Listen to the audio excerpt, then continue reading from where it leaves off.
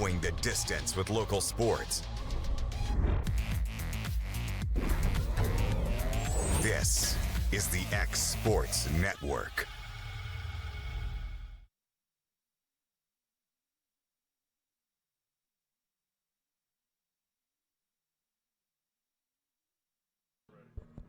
All right, welcome here to Summertown. Back for a little more baseball as the Forrest Rockets are going to travel here to Summertown today for a game. If we can get it in before this rain gets here. For them, leading off will be B. Miller playing first base. Gentry will be playing shortstop, hitting in the 2-hole. Baxter is the hind catcher, hitting in the 3-hole. Fuller will be playing third base. C. Walk will be playing center field. DH for them today will be Allen. Jackson Bennett delivers the first pitch down and in for ball one. Haney's will be playing right field. Tackett will be pitching for them today, and A. Dillon will be playing left field. For Summertown, of course, you got Jackson, their lineup will be Grayson Burleson at first base. Casey Blackwood will be in center field. Jackson delivers that pitch down and in for ball two. Hitting in the 3-hole for Summertown today will be Kane Kinnick playing third base. 4-hole will be Perez in left field. Ball's going to be fouled off down the first base line by Mueller. Jackson Bennett will be hitting in the 5-hole, pitching for Summertown. Zach Staggs behind the plate, hitting in the 6-hole. Ryder Blackwood playing shortstop in the 7-hole, Keegan McCafferty in right field in the 8-hole, and Matthew Luffman in the 9-hole playing second base. That pitch, that's a good breaking pitch there, guys, for called strike. Makes the count 2 balls, 2 strikes. Mueller's going to step back in. Swings through that breaking pitch there for strike 3. That was another nice pitch. No, Jay Bird just got on. He called me and said, "Y'all not coming on tonight?" So I know he's listening. So glad to have you on, Jay Bird. Struggling with internet, of course. Yeah, our iPad ain't working. Is it not? Mm-mm. It's going to be Gentry, the shortstop, stepping in for his first at bat against Jackson. First pitch is going to be fouled off here at the plate.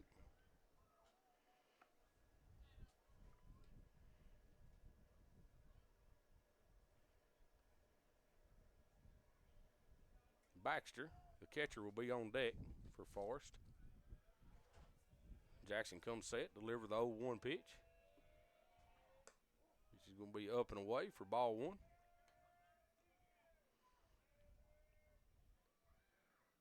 One ball, one strike, one out, nobody on. Pitch is delivered.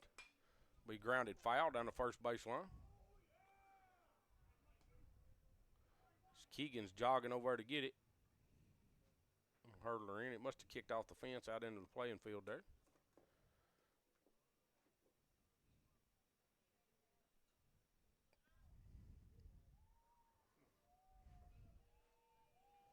Jackson comes set, deliver the 1-ball, 2-strike pitch.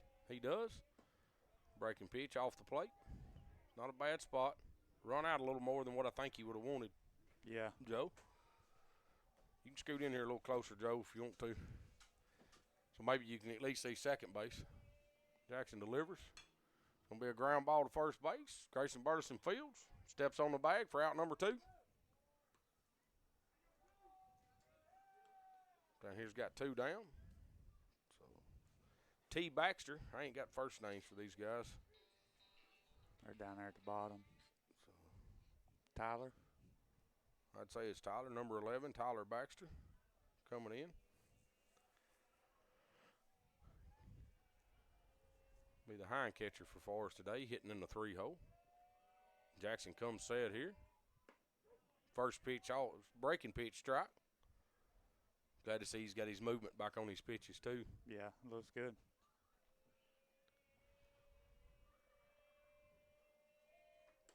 Pitch is going to be up. Ball one.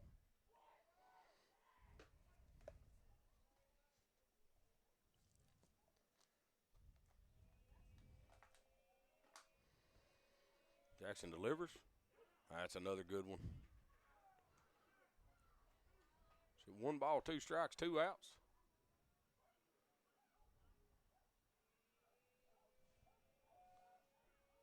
Jackson comes set here. Delivers this pitch. It's going to be line drive over the second baseman, Matthew Luffman's head. Keegan McCafferty blocks it up, gets it back in. Looked like he kind of slipped out there. Yeah. These cleats, I'm sure the grass is a little wet after it rained. It makes it even slicker because it was the rain. The sun was out while it was raining, so it makes that grass slick. It'll be Kason Fuller, number 24, playing third base for Forrest Rockets today. Steps in with a runner on. 2 outs.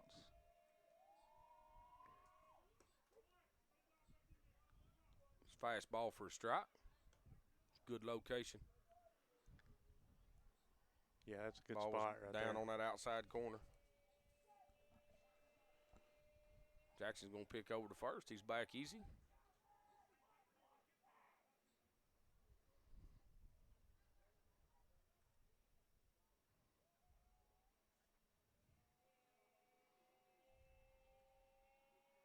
It's going to set here, delivers to home.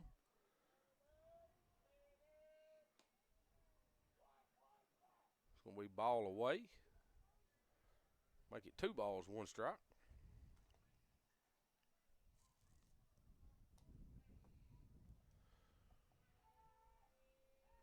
Pick back over to first. Back safe.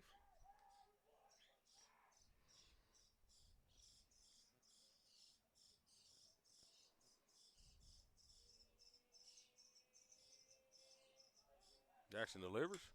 Ball's going to be popped up here on the infield. Should be Grayson Burleson making the play. It is. Be the 3rd out of the inning. Do give up 1 hit. Let a runner get on there, but get out of it pretty easy. We'll take a little. Good to see Jackson have an inning like that. Yeah, it is. I'm glad to see Jackson back on the mound after some of his injuries and stuff. Just hope he can stay out there and make a game out of it. Yes, sir. We'll take a little break. It's Summertown Baseball on X Sports Network.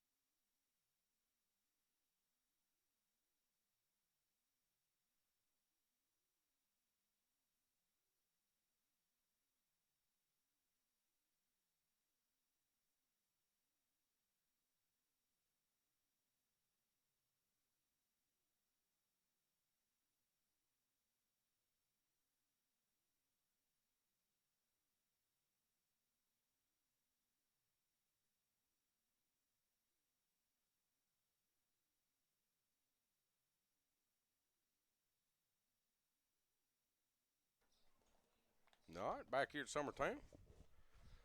High school field. So Grayson Burleson is going to step in for his first at bat here against Tyler Tackett.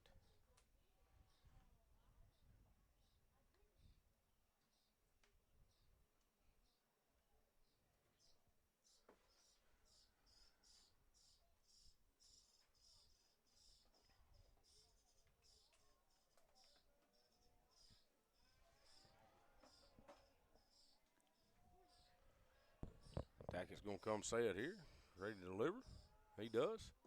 Grayson swings first pitch, breaking pitch, swings to it for a strike. Tackett is a lefty. Over from the other side, that's a pretty good looking breaking pitch he threw there. It looked good. Had quite a bit of movement on it. She's going to take that one down for a ball.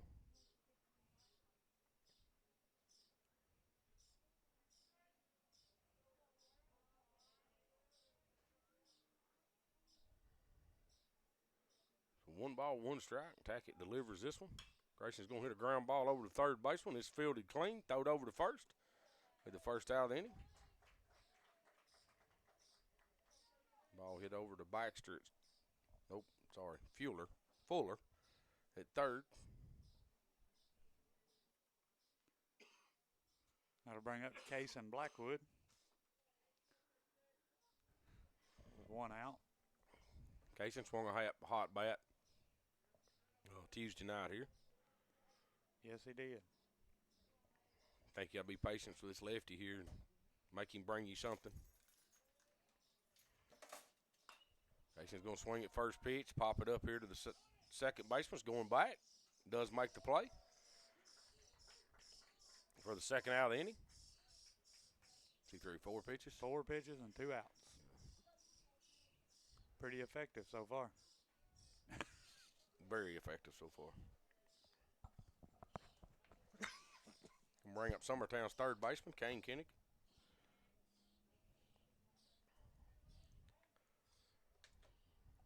Steps in to see the lefty for the first time today. Pitch is going to be just a little outside. Just a little? Well, the catcher didn't even try to catch it. So can we say a lot? Yeah. Okay. I think that come out of the lefty's hand funny or something. Catcher didn't even try to get to it for ball 1.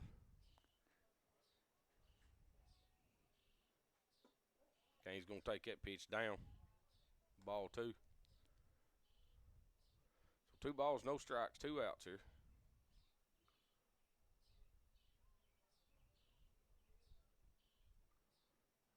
Pitcher comes set here, delivers. That ball's going to be up and in on Kane, makes it 3-0.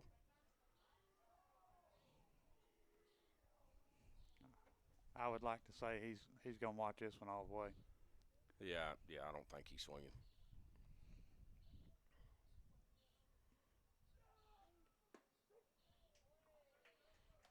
He takes that fastball for a strike.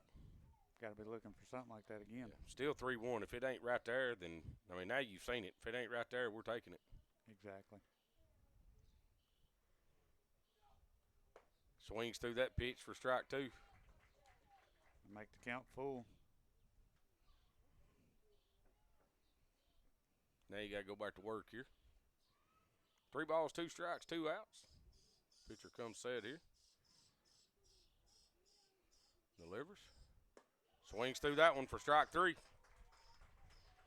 Be the third out of the inning. 3 up, 3 down. That ain't no way to start. No, it's not.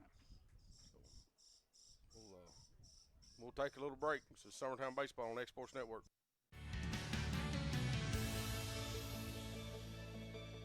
Center in Lawrenceburg is your go-to stop to complete your home, business, a combination of both, or really anything you can think of. With one of the region's biggest selection of bedroom furniture, name brand mattresses, recliners, living room and dining room suites, accents for the home or office, quality name brand appliances, and did I mention Swap and Shop Services what they sell? This is family owned and operated business at its best. And the best part is, they'll treat you like family too. We got bedroom suites, mattresses, dining room suites, appliances, outdoor equipment, mowers, and more. See us at Swap and Shop Center in Lawrenceburg, Tennessee. LUS is committed to our customers, from providing and maintaining energy-efficient utility services to friendly, helpful customer service. LUS is there. At LUS, we're always challenging everything we know, every day. We strive to improve efficiency and reliability while focusing on our responsibility to our customers and the community. It's our promise to provide dependable service to our customers every time. Because we don't just work in Lawrence County, we live here too.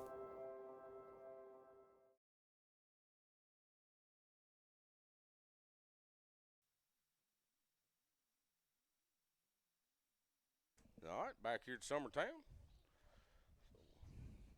Not a great offensive start for either team.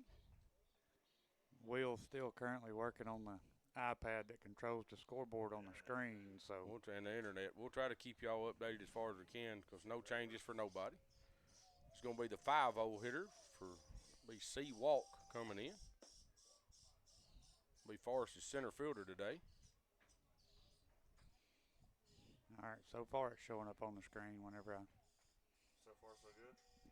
Yep. Ball's going to be grounded. What a play! Great play. Yes, sir. Good play right there by Matthew Luffman, making a diving play over in the 3-4 hole to make that play. Back up his knees to throw the guy out at first. Great Of course, play they're over arguing it. Umpire called him out. Their coach is saying Grayson pulled his foot. Grayson done a good job over there. If we can see it in the replay, I think Grayson was still on when it hit his glove. It's going to be hard for this home plate umpire to overturn that because Grayson was actually stretched towards right field. Yeah, I mean. Yes, they do call hard, him out. I mean, that's a hard play to overturn. It is. If you're at home It's plate. even hard to see on the replay. Here it is. It's slow motion. Yeah, you can't really see It's when hard the ball. to tell when he catches You it. can't right there. tell where he hit his glove on the replay there, so it's kind of hard for us to tell. But the umpire does call him out. It's going to bring up the DH Allen, lefty, stepping in the box. We do got one out.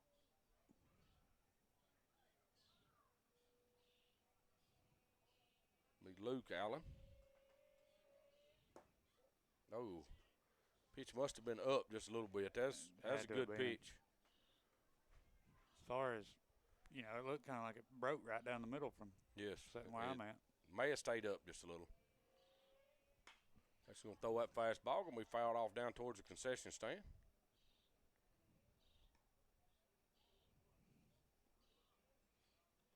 I parked on the other side of your big blue truck, Timmy, hoping that it would keep baseballs off of protect my you. vehicle. So 2 balls, 1 strike, 1 out. Jackson delivers here. Ball's going to be slapped into left field. It's going to get down. Perez is coming across, going to field. He's going to hold him to a single.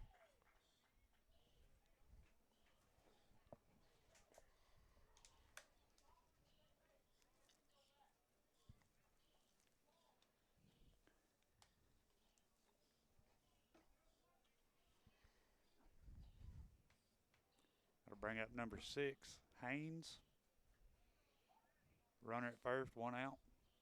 Coach running through his signs does bring our third baseman in on the grass.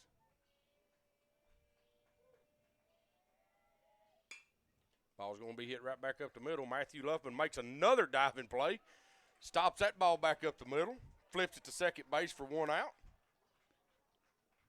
What a play there.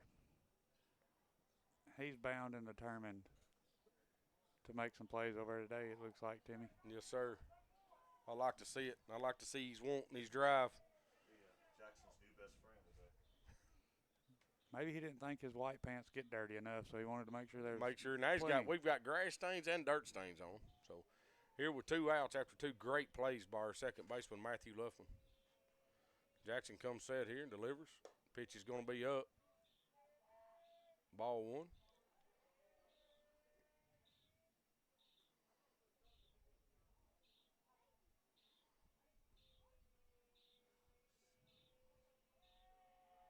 Pick over to first. He gets back safe.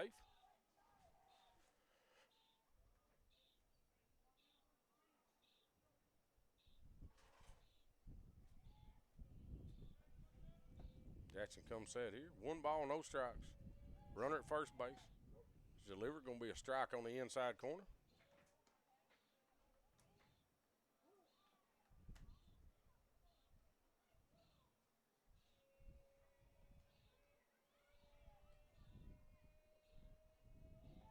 Jackson delivers this pitch. Be a called strike. nice There's breaking pitch right there. There's that pitch come in there. He got him with that one.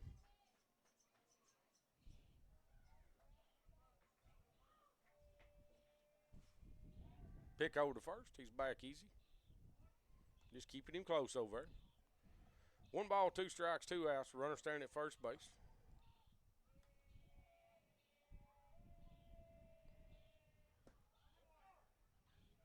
He held up on that one. That wasn't a bad pitch. No, it wasn't. I believe it was off the plate a little bit. Not a bad call by the umpire, but that's a good spot. He wanted it bad. You know, that's a good pitch to get somebody to try to chase on right there.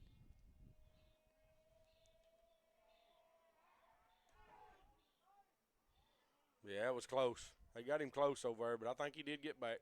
See, now he's got a muffin mitt on. He's got that extra 4 inches of reach. I am complaining about the muffin mitts again, guys. So 2 balls, 2 strikes, 2 outs. Jackson comes set here, picks over to first. This is Tyler Tackett here at bat, the pitcher for Forrest today. Pitch swung through, fouled into the mitt, be strike 3. Jackson gets him a strikeout. Another good inning there by Jackson. Absolutely.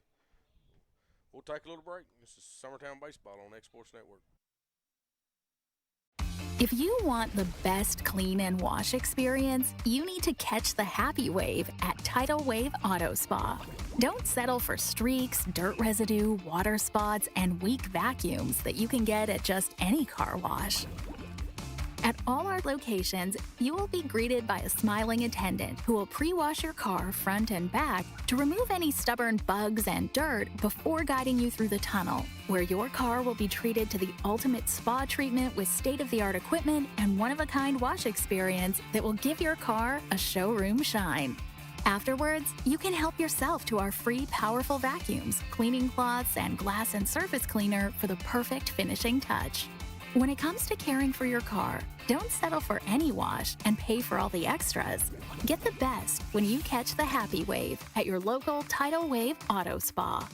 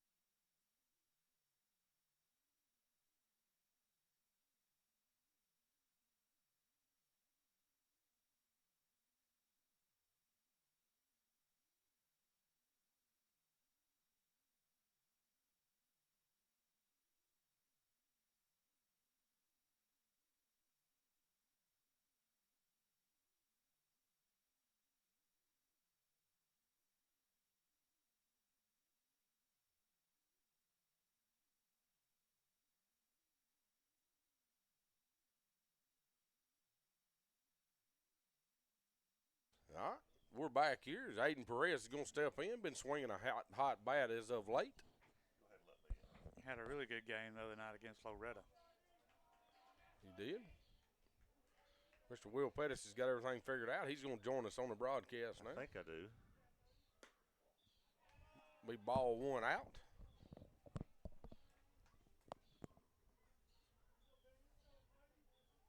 Test, test, test, test, check, check. Yep. Yeah, you're there.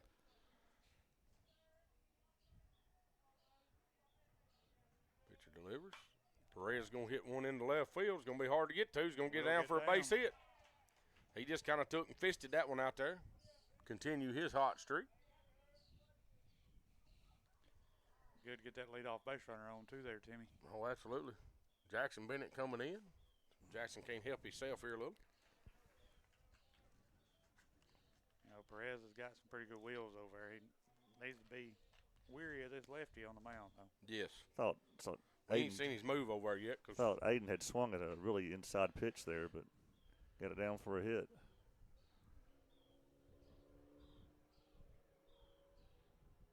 Jackson's going to foul that one back into the net here in front of us.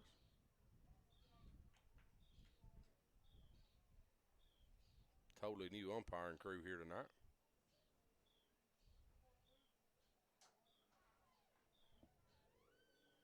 Looks like someone's here to do music.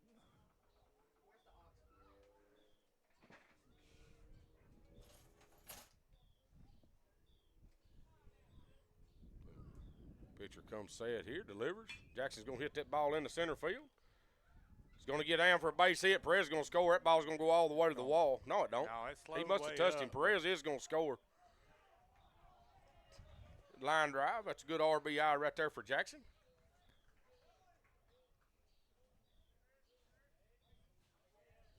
I think they're going to get a runner out there for Jackson. As he's pitching for us today.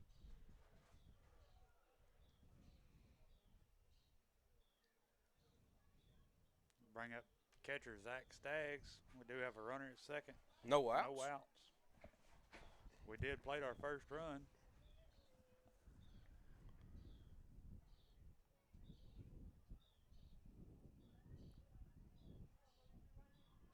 Mason Neal came in. Mason to run Neal. I there. was fixing to ask who that was.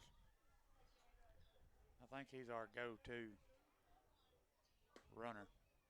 It's going to be a called strike on that inside corner there. That catcher set up outside, and that pitch run back in on the batter.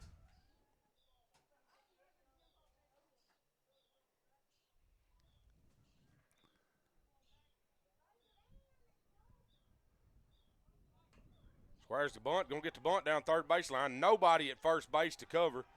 Good job right there by Zach. Great job right there. Don't see it a lot from your hind catcher, but No. Zach's got some wheels. He can get down the line pretty well. We got a runner first and third. I'm just excited to see a bunt get down. Me too. That is awesome. Going to get a courtesy for Zach, being our hind catcher today. Max Dillard be the courtesy runner there. You know, Max has got some pretty good wheels too. He does. Timmy. Look here. Mr. Coach Greg Bartison going to come in and We'll see about that. join us here in the booth.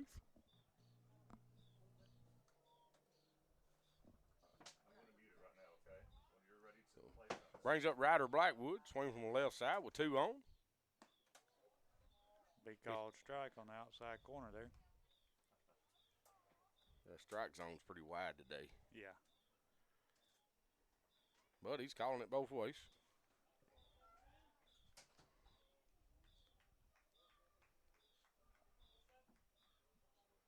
Tackett's going to release this one. It's going to be in the dirt.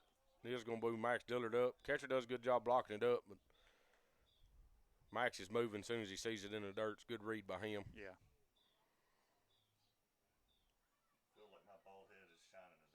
It is shining. You've got to blind me in here. You ain't got a hat to put on that thing? Bring a hat today.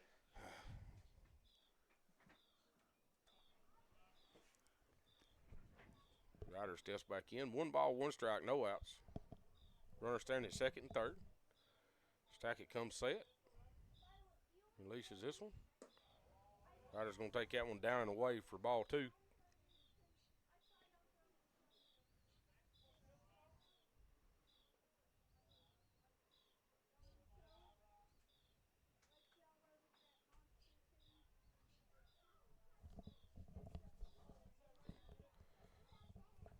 Comes set here and delivers. Ryder's going to swing through that one. Hit it at his daddy standing at first base. Brent ducked, but I don't think he had to. No taller than he is down there.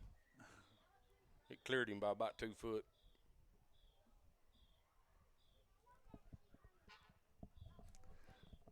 Everybody stay tuned for the Greg Burleson interview that's coming up here in a few minutes. We'll have to get Coach Burson on here. He's already committed to it, so he can't back out now. Ball's going to be hit right over the shortstop's head for a base hit. He is going to get down, going to score Neal from third. Dillard would move up to third. Ryder Blackwood now staring at first base. Brings in score 2-0. Brings in our right fielder, Keegan McCafferty. Still no outs? No outs. Catcher's going to go through his first and third signs.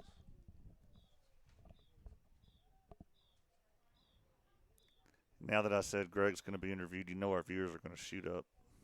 You think? Yeah. We'll see. they may all leave.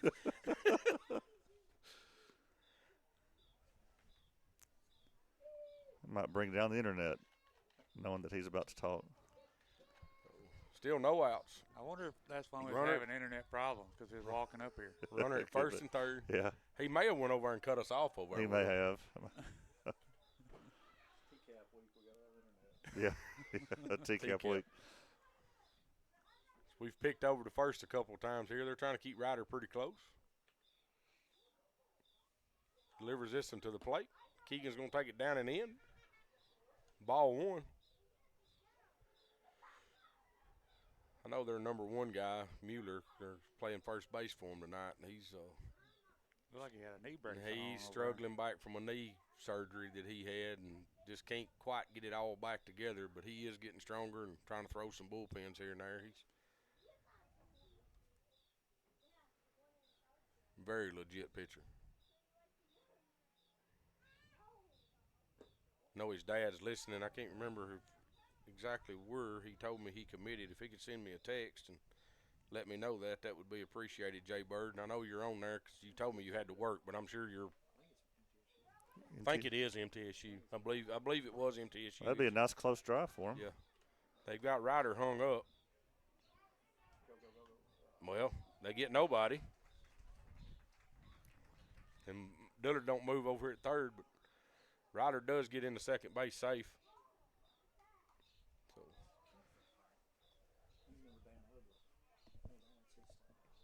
Yeah, I heard. Yeah.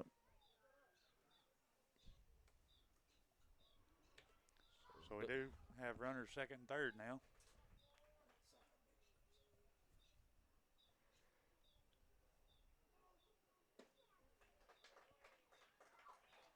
Keegan swings through that one for strike one. 2 balls, 1 strike, no outs, 2 on. Summertown has plated 2 runs. So, Timmy, let me ask you while we're playing this, did everybody get a hit against Loretta the other night? I'd have to go back and look and make sure, but I think so. I think everybody had at least one. Everybody, the starting 9. Of course, most of them came in the 6th inning. Yes. But, had some with multiple. I mean, I know. Yeah. Umpires backing their players back into the dugout down there. Pitch is delivered. Keegan's going to swing through that one. Bring the As count full. Coach Burleson saying the same thing I'm thinking, and Greg standing behind me saying it. Hit the ball backside. You got a runner standing second, third with no outs. Looks like we're trying to pull the baseball out of the park.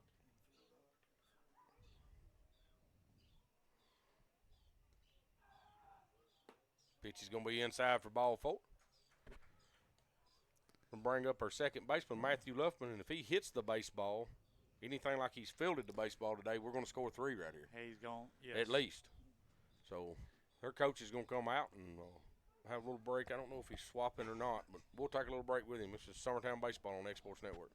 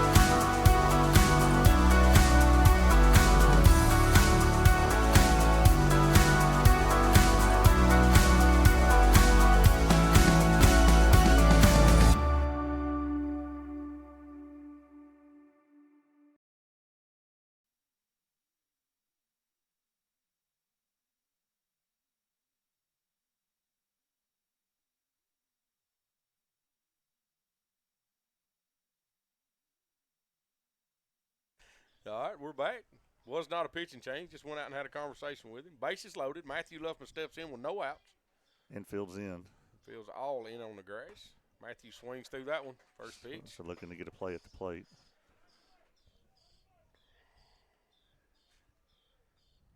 I feel like we're trying to just this kid's not just bringing the heat, but I feel like we're trying to just turn on it and hit it somewhere when we just slap the thing in the right field here. He tried. Matthew, I think Matthew changed his approach a little bit there. That looked a lot better. It does go down 0-2. Grayson Burleson on deck. Well, Forrest has their radio crew here. They're always that old couple there. They've been doing it for years. They come to softball, baseball, basketball, you name it. They show up and do it. And I figured with the weather like this, they probably wouldn't show, when it was going to rain, but They brought their ponchos, and they're ready. Tackett comes set, delivers here to Matthew. Going to drive that ball in the right field. Good piece of hitting right there by Matthew Luffman. I like to see that. He did. He just waited on that ball to travel and took and hit a line drive through the 3-4 hole. You know, he must have heard you through the window. He had the window open. He may not have heard me, but I guarantee you if Kane has another swing like he did his last at bat, he will hear me through his window. So anybody that's on the radio, y'all just go ahead and prepare. But, I mean, he hit it right where y'all told him to. When Kane comes up to bat, I'll keep my finger on your mute buttons. That way I can that shut ain't it going to do down. no good. It's going to be loud enough they hear me in yours. I mean, I'll shut all three of them down. Okay.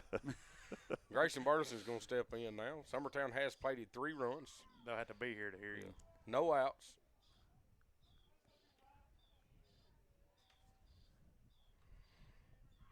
And Grayson's going to hit that ball deep in the left field. Don't think he didn't. Left fielder does make the play. Catches it. He is going to get a runner in from third base and Ryder Blackwood. Be the 4th run Summertown's played. That wind's blowing straight in. You're going to have to hit it pretty well to get it out of here today. Yes, you are. It's a good catch. It was. Bring up Case and Blackwood.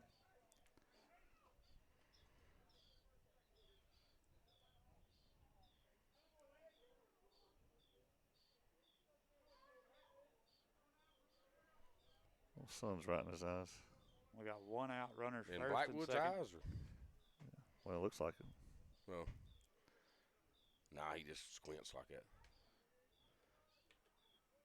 Stackett's going to some set with a runner standing at first and second, 1 out. Blackwood shows bunt. First baseman, Mueller comes. By the way, unofficially, Miller. I think I saw on the schedule we play at Forrest next Wednesday. You know, that was Yes. a rain out from earlier in the Yes, sir. season. Stackett's going to come set here. 1 ball, no strikes, 1 out, 2 on. Mason squares the bunt. You know, Wants it fouled down we the third get, baseline. of course, Greg's sitting here. If we get Greg to move his Monday Forrest game to Wednesday, we could call both of them from right there in that Same press spot. box. Yeah. Just hang out up there. So, Greg, make it happen. Yeah, just cancel Loretto. Yeah, you ain't got to play Loretta. They can just go ahead and give you that win. Yeah. Yeah.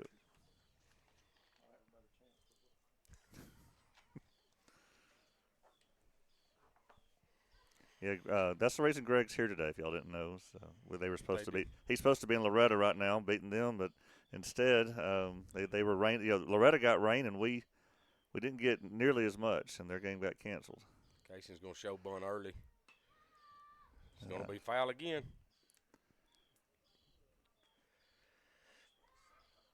We really struggled with that right there.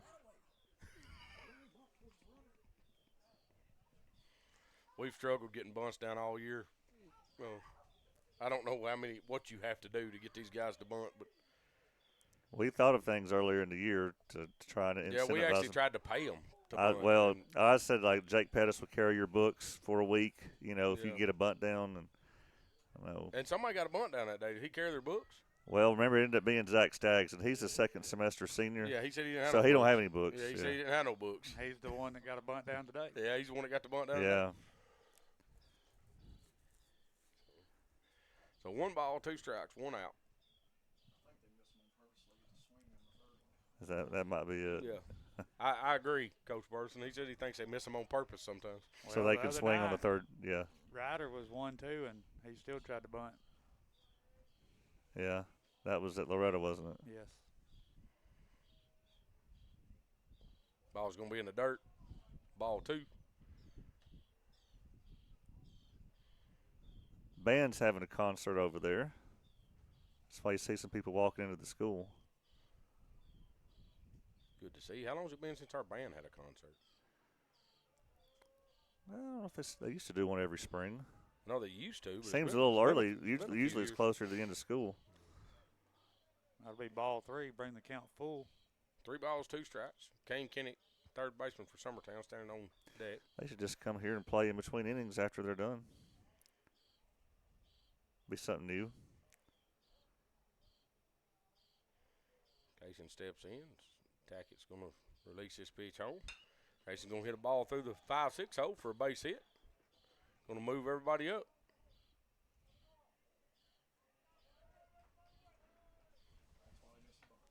That's the reason they miss bunts, so they get to hit a ground ball that.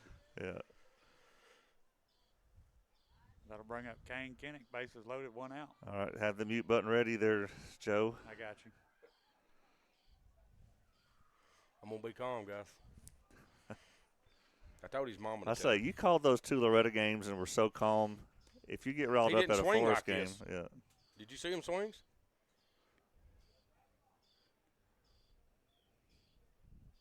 If he hits a grand slam here, It's gonna come set here and deliver. Pitch is gonna be away for ball 1. yep. Yeah, whoever laid this field out must have missed it just a little.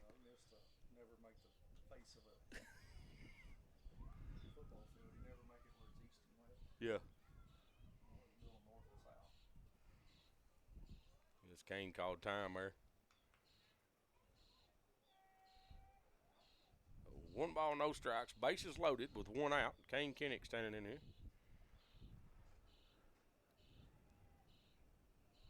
Pitch is going to be up. Ball 2.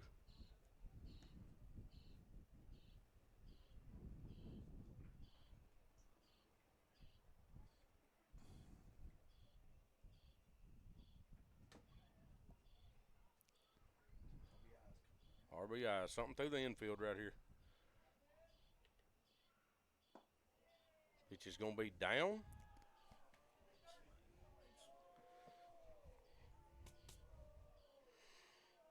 Makes it 3-0. See what Coach Bartleson done.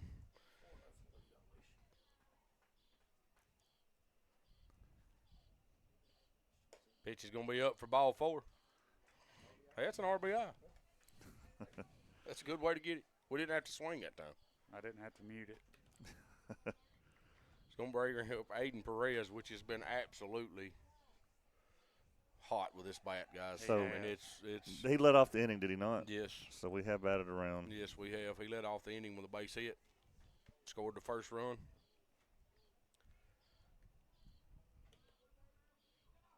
Tackett's going to come set. Going to hit a ground ball toward the shortstop. He fields, flips the second for 1 out to first to not get the other one. And Kane went in out there pretty hard at second.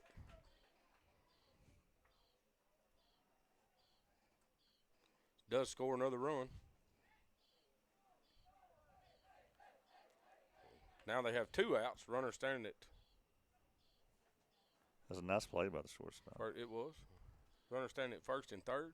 We'll bring up Jackson Bennett. You know, he's been he's been resting the dugout for a long time. It's been a long at bat. He has. Hope he's been throwing some over there. Jackson's going to hit the first pitch back towards the second baseman. Picks, throws over to first. It's 3rd out of the inning. Summertown does plate 6 runs right here. Hey, let's keep it here. We'll I'm keep it right I'm here. glad Greg's here to see this. In fact, Joe, hand him your headset. I want him to see what he thinks of these highlights from Come on now. 1991. I'll pull him on the screen here. As Charlie Mabry introduced him there, he's called him Big Tim Kinnig. And this is a game against New Prospect at Lawrence County High School. And Timmy is number 42.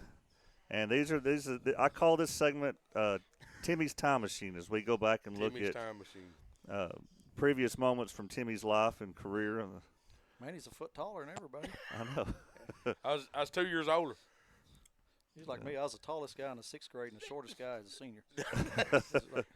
And he has Hey, look there, he got it. interesting free throw form. Hey, that they he work. has. They work. Was I not But the now high look, score? I want to point this out. He's really quick to, like he gives people the evil eye right there. Towards the end of this game, he gets intentionally fouled. I hope we have time to get to that part. If not, I'll come back to it. And Coach Killer, is the coach. His hair's a little. Number 22 right there is Sporting a Anthony nice Davenport. wig, Yeah. There's Doug Riggs is on there. Some of the softball players coming here getting on. Yeah. Oh, and I want you to see Timmy's dribbling skills. Watch this. Watch this. Oh my God. Look at this. Behind the back. Look at this pass. That's those See, that was perfect. G McBee camps. He was Yeah, going to absolutely. Absolutely guaranteed it was. Okay, we're done with the basketball. Look, I no. bring the ball down the court. Well, look at that. Between the legs. I mean. This has been the best part of my day so far. Come on, Greg. Yeah. All right. So, Greg, you just stay on here with us. First pitch is going to be a ball. Greg went up. I come up and called some of the softball game last night. Got to watch y'all play. Got to talk about you a little bit on the radio, and I actually thanked you on the radio for what you've done. I got thinking about it. I mean, you go back to what this baseball field looked like when you got here. Well, like now. I showed the video of what it looked like in '86, Yes. you know, and it really didn't look a whole lot better than that when y'all played in 92, early 90. '90s. No, it didn't. And and then the softball field, same way. I mean, those are cool videos to see though. Like it brings back a lot of memories seeing those. But I think you deserve a lot of credit for what you've done. How long have you coached? Give me a year. How many years you been? Well, at I helped Summertown? Mr. Haddock 2 years. Coach Haddock in 2000, 2001, and then he retired. He wanted to go watch Trent play, so Trent was going to Motlow to play, and so he took off to go watch him, and so I took it in 2002, and then coached him through 2013. I think 14 was my first year of softball. So what years did you make all these changes here at this field? Did you play a year or two without dugouts and stuff? 02 was the first year, and we had a group of dads come in, and we built this press box, and we moved I was thinking about that earlier. People used to talk about a ton of home runs, and we played on these fences too, but I think when we shot it with the transit stuff, it was like 12 or 13 inches lower from home plate to left field, and it was about 285 is what we measured it. So it was kind of a short fence, and we backed home plate up about 20, 25 feet from what it was back in. Ball's going to be hit off Jackson there. Pitching, wasn't much he could do with that one. So that runner is going to be safe at first base as nobody really had a chance to play it. But we did. We backed home plate up, and then probably right now where the umpire is and the battery is where we actually had that one dugout, for years where the fence was at. So we backed everything up a little bit and then brought in some sod when they used to have the sod farm up here by Debbie's store. And those guys come up and had it like rolls of hay, and we'd have it on the tractor. So a lot of the dads and players. it's going to be a base hit through the 5-6 hole. Ryder Brightwood makes a diving play, gets by him as Forrest has something going here. That was Mueller led off the inning with a base hit, and then that was Gentry. He's going to bring up Baxter, their catcher. Leadoff struck out. Sorry, no. The leadoff's it. They got one out. There's one out. All right. Well, I think I was talking through that. Leadoff would have been their 9-hole hitter. Because, 9-hole hitter, sorry. But Well, so and then what year did the lots come? We did that in 02. We did everything all in 1 year, basically. Was it all during an off season, like to start the fall? And we started the fall, and we brought in sod and did that first thing in the fall, and then we went in and got the lights and put those up in the fall. And GE come up and had a blueprint for us, and ball's going to be flared out into right field. Keegan Crafty comes and makes that play, gets it in for the second out of the inning. That'll work. No tag. It's good. Yeah. But anyway, they we got the light stuff, and GE come up and did a test and showed us how that if we wanted to hook everything up to save some money, that we could do the hookup. So everything was drawn out on a plan like A, B, C, D, and so we come in, and a lot of parents did we had some great parents early there that helped out, and we did that. And then they brought a crane in and stood, and we did it for both fields at the same time. So we had 10 poles brought, 6 for here and 4 for the softball field, and put those up in 02, I believe it was. So pretty much all of that, this field was pretty much redesigned, I guess, in 02. It's kind of where we had the grass and stuff. So, Greg, did you put this press box here that we're in here today? I don't know whether to say yes or no to that. Yes, he well, did in 02. That's how old it is. I just want to point out this old computer that's right here. It looks like the very first computer I had when I was in the 6th grade. I just wondering if that was something you had put in here. I noticed that, and I noticed those stereo back here that had cassette tapes on it. I was thinking, I think I had that when I was like 16 back in high school that we used out here on the field. And it's still sitting up here. So, but. Hey, I want everybody to see the end of this Timmy video real quick. I know everybody's just wanting to see it all, but there's this, They've been on the edge of their seats since we started. Yeah. well, there's just one play at the very end where he gets intentionally fouled, and Timmy don't like it very much. I just want to make sure everybody got to see that. I kind of like the highlights you've done because I watched this game when you sent it to me. There it is. Watch this. He got fouled. Look at the look he gives his kid when he gets up. Like, oh, you're going to get it.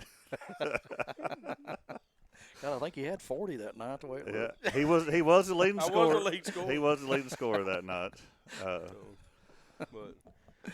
So, Greg, your softball team this year. I know the worst team you've ever coached. What year did you go over? 2014 was my first And they've year. got worse every year. Every year. Every no year doubt. they've got worse. It's bad coaching. It's like bad we're coaching. killing the program. Killing the program. I have to say no on that. Well, and I want to say, Greg, your first year coaching them at softball, it was close to 500, right? Like close to a 500 record. Yeah, we were probably like 16-16 or 18-16, something like that. Probably. But never had a losing record, and it just got better and better from there. Yeah, we're going to need some more rainouts to finish this season. Keep that from happening. Teams we got for these last 2 weeks, man, it's going to be tough. You do have some. Yeah, I noticed you have. Is Eagle going to be coming here? We've got Eagleville, McNary Central, which won a 3A state, Green Hill, which won a 4A state. Eagle's in the championship. We've got Forrest next week. Zion, which is playing really well right now, and then of course we're going to play Loretta twice. So I mean, there's nothing on the schedule that you're looking forward to right now, but we need it for the to get ready for the postseason. So that's what's most important. I understand that district tournament's going to be at Mount Pleasant this year. Is that right? Yes, sir. Where we were last night. Right. So y'all rotate y'all's. Yeah, we rotate every year, and then now that they're redoing the districts about every 2 years now, so it depends on who comes in and out of your district, depending on where it goes. So used to, when we started we were doing single A and baseball and everything, we just rotate it by alphabet. So ball's going to be drove into right field. Right fielder's going back. Yeah, he does make the play. Zach Staggs hits that out there. Yeah, used to just rotate alphabetical order every year, and then teams started coming in and out of the district. And 1 year we was CA Mount Pleasant and plus R5 that we had. I mean, it was 7 or 8 teams, and then now we've actually down to 4, which is tough, I guess. That's kind of aggravating. Now, but how are you looking in the district? I've kind of watched you play. You've got 3 pitchers this year. I've noticed you're throwing 3 girls, which is kind of you don't see that a lot. Yeah, we've not been sticking with one girl, every night or every game in the tournament, trying to get them a lot of work. So we're getting them, watching pitch counts and trying to keep them in that 80 to 100 range every night. And then, a lot of games we've pitched 2 innings on purpose, just to kind of let the batters see somebody different. And I'm sure that's nice to have. And you kind of want to learn, who does well in different situations. Who's going to, if it's 1-to-1, who do you want on the mound, or if it's we got a good lead, or if you got a team that's power hitters or small ball or whatever. So you kind of test them out depending on who you're playing to see who you want to throw what game in the postseason. Well, that's a luxury that a lot of softball coaches don't have. I mean, in baseball you have to develop your pitch. In softball you see a lot of one-pitch ponies that you roll into, and if you figure them out, then you've pretty well got them. But watching you, it looks like you're pretty deep even on the bench this year. I mean, what I've got to see, I mean, you're. Well, you know how it was when Maddie played. We had, she was having to pitch 25 games a year. Yes. Until we had some of those young kids come up. Until Kaylee Campbell got there. Yeah, until Kaylee's group. Yeah. And we had some more guys come in and could fill some innings, on some of the tournaments on the weekends and things. And you kind of went with your best, obviously, during on the district games. But give everybody some work, especially young kids on those weekend tournaments. You go play 4 and 5 games, 6 games a weekend. You got to have some arms. Yeah. So, absolutely. So Greg, is this because I'm watching with an uneducated eye, of course, but just looking at the scores, against some of these really strong teams, you put up quite a few runs against Eagleville. You put up quite a few runs against Forrest. And then you'll play Lewis and Mount Pleasant, and you might score 4 runs in those. So is it just a certain type of pitching that are they actually? That's what's getting me about 3 hours of sleep every night, I think, honestly. But it's surprising. I mean, it's hard to coach honestly because you don't know what team's going to show up every day.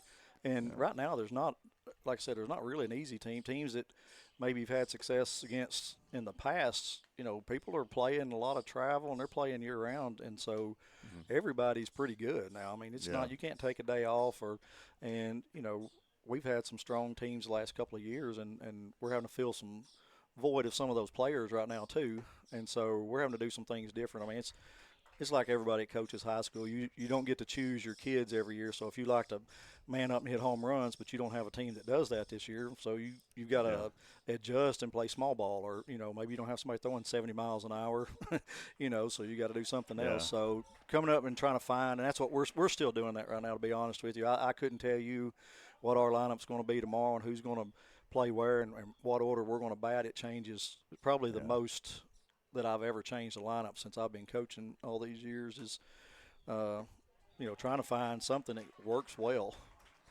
Who's going to get a couple of hits back to back, because we've been streaky. Like you said, we'll come out and score 4 or 5 runs an inning and then have 4 innings and not go more than 3 or 4 batters. So y'all scored most of y'all's yesterday in the first. It looked pretty good in the first inning.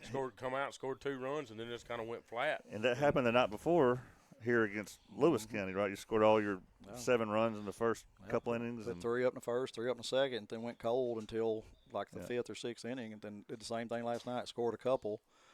And, it's just you get in that funk, I guess. And we get aggressive. When you're not hitting real well, you start swinging at first pitches and just whatever they throw. And so you make it worse on yourself hitting than being patient. And so we had a game or two a while back. It was the Eagleville game. We was swinging bad pitches early, got down 6-0. And it was just like, okay, from this point forward, we're not swinging until you get a first pitch strike. And so when you get a strike, we're going to swing. And all of a sudden, we had base runners, scored 5 runs in the inning, and actually scored 7. Took a 7-6 lead because we just changed our approach at the plate. Wow. And we know, and that's their star pitcher, right? Oh yeah, Litton she's going to Clemson, I believe, and then you've met up with her in the state tournament before, right? Mm-hmm. Yeah, the 2021 year. Yeah, her 8th grade year was the year we beat them in the championship game, and her and the shortstop, the Bain girl, which is going to Arkansas, I believe, is what I heard. So again, that's one of the state's best pitchers that you put that many runs on the board against, and that's why I wondered, because you see that in baseball, so you get used to swinging 90-mile-an-hour pitches, and then somebody throwing 74 comes in, and they struggle. I didn't know if that applied in softball as well. Maybe we were closing our eyes and just swinging at the faster just swinging at the faster stuff, you think? That may be what it is. So you've been doing it for that ball's going to be bunted. It's going to be down. Jackson Bennett fields it, throws the first. Runner is going to be safe. Nice bunt. So we're 22 years, 23 years. So how long? How long are you going to be here? Ooh. I'm going to put you on the spot, No, you don't have to answer that, Greg. You don't have to answer it. Hey, let me. But I do want. We're going to get another 10 out of you. Oh no. Well, hey, Greg. I thought Greg's got all this experience putting fields together and stuff. If we're going to move to a new complex by the football field, let's keep Greg around Greg and let him I know he's got the energy to put 2 more fields up. Surely. Unless something happens, I built my last one. I can tell you. Well, I do want to ask you this question. I'm sure you've been asked this a lot, but you coached a long time baseball, a long time softball. And so compare the experiences of, coaching girls, coaching boys, or coaching baseball where you have pickoffs and the rules slightly different. So just compare the 2 experiences, baseball and softball. Now baseball seems like it lasts forever when you went to softball. Like the game is so much quicker, and it's right now, I mean, women's sports and basketball and softball is like crazy how many people are getting into those games. And we went out to the College World Series last year in Oklahoma and watched series, and, man, it's just crazy how many people are out there and how big the sport's getting. But you can mow a lot faster. You can the games are an hour and 15 minutes, those kind of things. So the quickness of the game, but now the toughest part is the coaching of the game too, because if you're not thinking 2 or 3 batters ahead in softball, you will. My first year going from baseball to softball, I don't care to admit, man, it was a whirlwind of trying to keep up, like being ahead of every batter and where we're going with the play and things like that, because it is so fast compared to baseball. Because you can sit here and you can have your guy step off and pick off 3 times if you're not exactly sure what play you want to run on first and third. So, you can. So that's the biggest difference. Girls, man, they really work hard in the weight room, the off season. I mean, I was really surprised going from boys to girls, because the boys, we always had hard-working teams and things, but it really surprised me. I was afraid, doing off-season work, that the girls might not put in the time just from not coaching girls, I guess. And, man, they in the weight room and off-season, That's a question me and Adam Lindsay talked about last night. He asked me because, which I've coached both. I've coached travel ball, softball, and baseball. And he said, so who's easier to coach? I said, the girls. I said, to me, the girls work harder. They show when they get there, they're going to do what they're supposed to do, and they're going to work. And, when Coach Willard said something, they brought up last night in the basketball, he said that the girls, you didn't have to coach the NBA out of them. Well, I feel like the boys, the boys the same way on baseball. You got to figure out how to coach the MLB out of them, because you've got a majority of them that thinks they're going to MLB, and so you got to try to coach it down and coach that out of them. And girls ain't like that. No. The girls I've coached over the years is just so much they work harder, and they don't care if you run a 4-hour practice. They're going to stand there and take ground balls till you're tired of hitting them. Boys ain't that way. Toughest part I see with the girls, like spring sports, is you have so many distractions during the spring with prom and graduation, and there's so many things that are really important to them that for a guy like me, I'm speaking for myself, but a guy, those kind of things to me, I'm not a – most guys. Yeah, I just don't – those things don't get me all fired up about those things. Yeah. And, we used to play baseball on the day of prom and stuff just because we were, going to play, and so I've learned over the years, it's not worth the battle. Just let's go ahead and take off and let them do their thing. And they should enjoy the other things besides the sport. But now, I went to a camp at UT one time, and the weeklies, it was the first year after baseball, and I mentioned that. I said, "What do you see? What's the biggest thing coaching girls?" And they said, "We can tell you at Knoxville." What we believe in is girls don't know, they don't care how much you know until they know how much you care. And so if you can ever figure that out, you'll have them play hard for you. So ball's going to be granted to shortstop for the first out of the inning. They do score a run. Yeah. Say Forrest is going to play one run on it. Gives us one out. Runner still at second. So baseball state championship as a coach, and then 2 softball championships. Does one stick out as the most special? Are you afraid to say that, or your first one? Man, they're all special. Yeah. As a player, it was just different because you had a different mindset, I think, and then you kind of have some control over that as a player. But when you're a coach, man, the kids have to execute what you teach. You can go out there all day long and show them stuff, but if that kid don't execute on that day and you don't call the right play on that, for them to execute, you can cost yourself a game or a season and so that's tougher because it's like when you're a player, you have control, I guess you could say, whereas a coach, you kind of got to stand there and hope that we make the right plays, the right pitch, get the bunt down like we were talking earlier, just do the, execute the fundamental stuff. And so that's a little bit harder to watch from a coaching standpoint. So the 2009 championship, from what I remember watching that year, was nobody even challenged you on your way to the championship game as we got a RBI single into right field. But and then of course when you got into the championship game against Decatur County Riverside, that was a battle. But in 2009 we finished second in the district tournament that year. We didn't even win the district tournament. We got beat by Mount Pleasant and had to go to Richland, and they had a kid that could throw out of this world, and it was just like it just hurt everybody's feelings because we knew that we were going to go face this kid, and we won 1-0. Like I think it was either 8 or 9 innings. Really? Yeah, to get to even advance past the region. So we were a run from not even getting to get out of the first round of the region. Oh goodness! And then once we passed that game, it was like, man, it just went. The confidence went out of this world. We played about the region game, the sub-state game, and I think it's 3 state tournament games that we really got on fire, hitting the ball, and pitching was great. And all the way up until Decatur Riverside in the championship, and we had to go extra innings to win it. But it was up until that point, it just clicked. But it's what you try to teach the kids all the time, just keep working every inning, every game, because for us, that's kind of what, we were 1 run, I guess you could say, from being completely out, and it wound up winning a tournament after that. Wow. Well, and of course, Clint Gobble, was he Mr. Baseball that year? He was TBCA player of the year. Does it make you feel like a failure as a coach seeing him wearing purple as a coach now? Well, I got on him and Bryce both the other day because Bryce was at Columbia Central. Yeah. And Clint is at Lawrenceburg. And I stay in contact with those guys. Now, those guys that they know you coach them hard, but they know you care about them at the same time. They're always texting me and aggravating me about stuff all the time. We keep up with each other a lot, and you know, that's why I told them. I said, all this stuff that I tried to teach you all these years, and both of you went and put purple and gold on. Purple and gold on. I can't believe that. Yeah. Two different sides of us, and they're both. Well, you remember, so just like 3 years ago, we had a couple of kids, Grant and Drake both, I think, hit 18 homers that year, which seems just like a ton. But do you think back in those years the bats were different?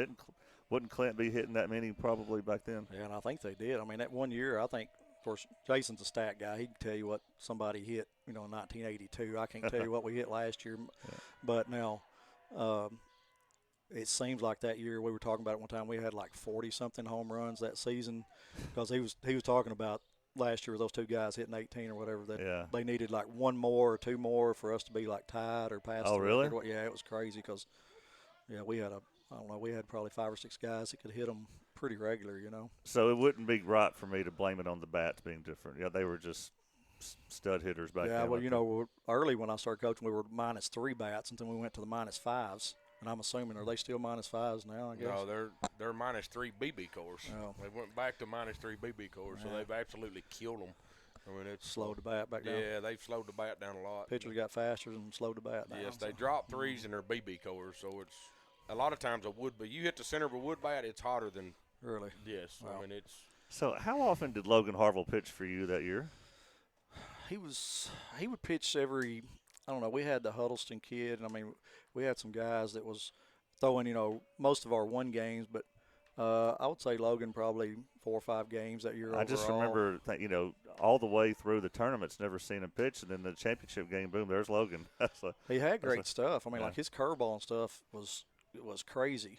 He wasn't super fast, but it kind of snuck up on you. He had that infielder arm, you know, or he had a good infield arm. But when he pitched, he had good stuff, and so he was probably the most well-rested. And I think I've told you guys before, me and Jason laid there that night thinking, who are we going to throw in a championship? And, of course, Logan was always one that you knew he's going to run through the brick wall, you know, for you. He's going to do what he could. And so, that championship game went into extras, right? Was it 8 innings that it went to, and he pitched all 8? Right. Wow.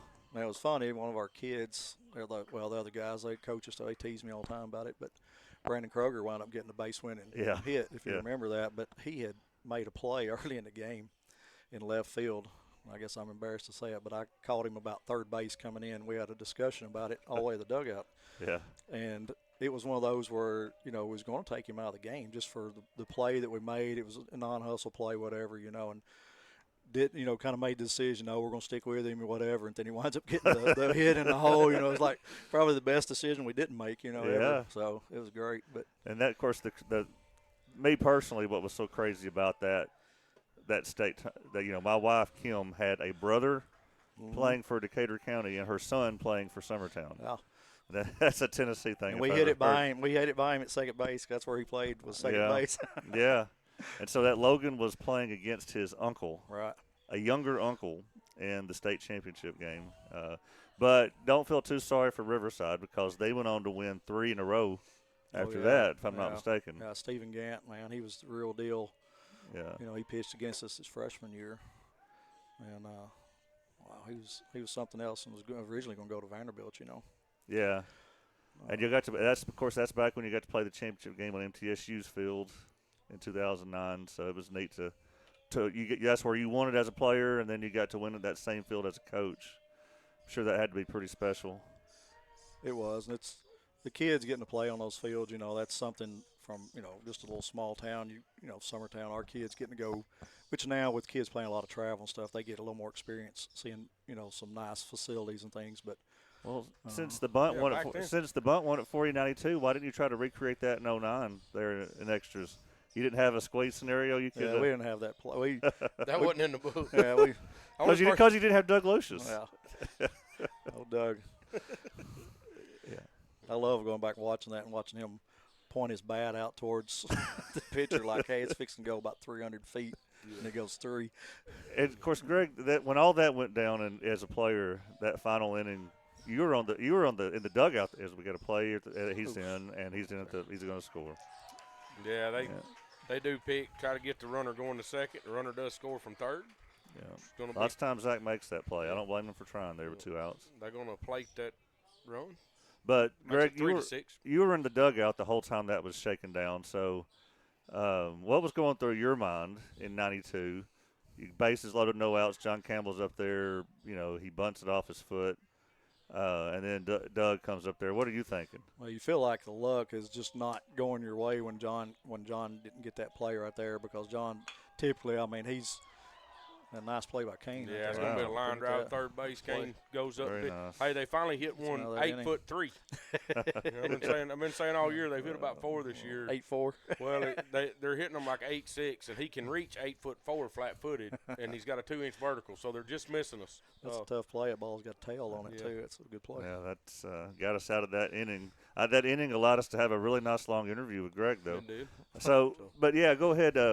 What's going through your mind in the dugout watching? Now it's bases loaded with 1 out, and you got Doug at the plate, but you also have your one spot, Larry, on deck. So what's – Well, you felt like if Doug could get on or move a run in, then you felt like with Larry coming up, Larry was always solid and fast, so he could put a ball down the infield and still beat it out if he had a chance. So you kind of, I guess as a player, you just think keep rolling it over to the next guy, and see what happens. You're like, please don't grant him to a double play here, and Doug. It kind of caught us off guard because honestly I don't even remember seeing Coach Haddock give him the bunt sign. I don't think I was paying attention to that. We was watching runners and all right, what are we going to do, and getting bats ready for the next batter and things like that, and look up and he bunts, and it's the first thought is like, what? And then what are we doing? And then of course the Wooten kid, at Davidson Academy, he had already been drafted by the Braves. He was going to go play minor league ball, I believe, with the Braves somewhere. And he comes up, and the way he has to lean to get it, he's left-handed, and he just, there's nothing really he could do, and he just flips it, and it just happens to tail over the catcher's head. And of course, at middle, the backstop is 100 feet from home plate, so it was. So complete this thought. If the same pitch count rules existed then that exist now, what would have happened in '92? If it happened now? Yeah, so let's say what was the pitch count? What was the pitch count? Y'all didn't have any. Y'all didn't have pitch count limits. Throw till you can't throw no more. So yeah, I don't ever remember us talking pitch count back in high school. I'd have probably had to pitch. Timmy would have had to pitch. It would have been ugly. I would have probably had to. We had a pitch count. No, we had a pretty good pitching staff. Well, but that's the thing. So because Greg, Jason and Greg. The same thing is you threw the whole first game, and then you had to come back and start the championship. You wouldn't have been able to have done that. Oh, no, and with 2 days rest, and of course we had, I threw a lot of pitches that game because it was a 7 complete, and I would bet if you went back and counted, probably 130, 40 pitches that day. And I remember my arm feeling like jello that last day, but, he was trying to go gut it up, and we'd already talked. If I could give a few, Robin was going to give a few, and we was going to try to see what we could do because he was sore too. Robin had one full day's rest when he came in. So and he nobody was 100%. He said in the documentary, he said that you were telling him, now listen, if you're hurting, I'm going to go back in. Yep. You were willing to go back in even after you've been taken out of that game. You were going to go back in and pitch some more. Well, whatever it took. Yeah, at that time, we knew, of course, we had Jason and Josh had come in and pitched some great innings for us too, and got us through some games and stuff that they didn't, Well, so it worked. And back then, you played like 25 games a year. I think. Yeah. That's true. What was it? 24-5 was our record that year. We played 29 games total, and that was probably 10 postseason games. I guess nothing. The play wasn't made there. I don't know what it hit. Where's the daggum ball dog? He was at the softball field earlier. Was he? Okay. He's quit coming to see us. He was waiting on us today when we started taking. He was laying out there on the field. Now, well, Jason had pitched the day before 10 innings, right? He pitched the end of the was it Johnson City game, right? And I think 3 innings there, and then he went the whole game against Davidson Academy, 10 innings in one day. So he definitely couldn't have pitched the next day. I wouldn't have thought. Right. Yeah. And I know he said his arm felt like he couldn't feel it. Well, back then, we didn't know. Now kids are icing and heating and things like that, running a lot. Doing what they need to do.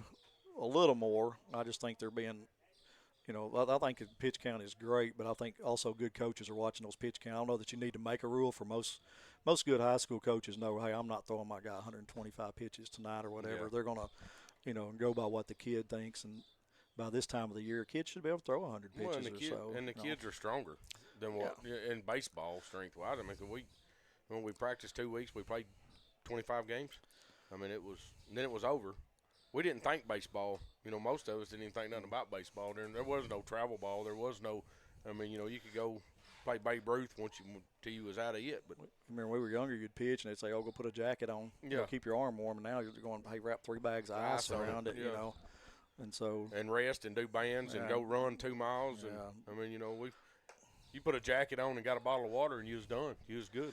I remember in college, you know, we'd ice after a game we pitched, and then you would go run, you know, a mile that night, and then you would next day go to the trainer and they'd take a hydroculator and put that heat on your arm and heat you up next day. Then you go work out. Then you go run another mile. I mean, it was run, and it was something all the time taking care of your arm. And you know, high school you don't have the necessities you do, you know, at college and different levels and stuff. But especially here at Summertown with us having weight room problems, and you know, I can throw that out there. Facility problems altogether. Problems I mean, altogether. It's all together. But well, so Greg, the other day, Mark and Adam called your game here against Lewis County, and I assume you went back and watched it. But they talked a lot about Haddock and just the kind of coach he was, and you know, all these funny memories.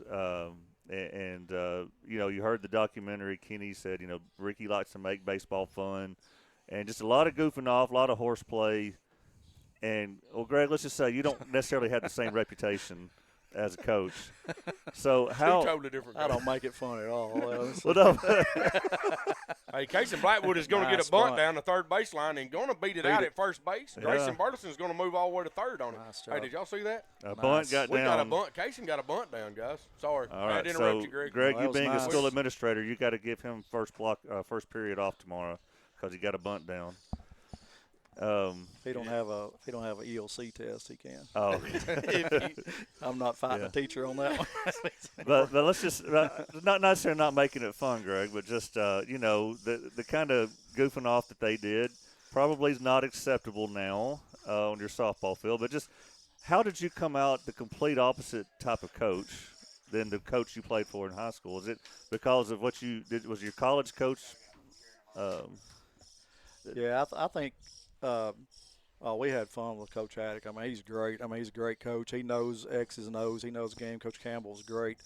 I mean, you know, I wouldn't change anything playing for those guys. I mean, we had a great time, and we played loose all the time. I think that was a big part of it. You know, all of our guys, we went to Lawrenceburg and played Babe Ruth, and I teased earlier about the purple and gold, but I wore purple and gold, you know, playing down there for 6 years from 13 to 18-year-old. We played every year at Babe Ruth, you know, so I learned a lot from those guys down there, playing with a lot of those guys, you know, my age in the late 80s, early 90s, things like that. You know, used to stand there and watch Chris Kidd and David Weathers and all those guys all played Babe. You know, everybody. That's just where you went to play. But anyway, I think Glenn Tidwell, who I played for one year, just through the All-Stars and things at Lawrenceburg. I mean, he was played, you know, former Yankees guy and things like that. So I think people like that, fundamentals. He'd always bring out a paper, you know, and teach you a rule, you know, during the practice or whatever, you know, which, you know, kids need to know what's a tag up play, what's what's an infield fly, things like that. But I remember him teaching us a lot of stuff like that. And then my college coach was super strict. We were talking about it the other day. You know, if you went out there and your shoes, cleats and stuff wasn't polished before the game, or you had a shirt tail hanging out while you were running, I mean, it was. So I think a little bit of combination of all that. Coach McBee, playing for him with basketball, things like that, being very disciplined. I mean, just a lot of different coach combinations. And I think some of the better coaches it doesn't matter what sport it is, take something from each coach, take their philosophies and try to put it all together for what works. Because you're in a tough situation coaching high school, because you just got to take what you're given every year and try to make the best team out of that, you know, like we talked earlier. Yeah. Well, what was college baseball like for you? Pitched out. Ooh, got him. They got Grayson hung up. They faked the throw down. He needs to go ahead and go to third. Well, too late. Yep. They did get Grayson hung up. Yeah. Kaysen was going on that, and the catcher pops and fakes the throw, and Grayson jumps off, and he just got him hung up out here. So that will be the second out. Yeah. So should be 1 ball, 1 strike here on Kane with Kaysen Blackwood standing at second base. That's a tough out with one, because you get Kane drive a sack fly or some outfielder outside. You get that run in, that 7th run. So that's a tough out right there. Yeah.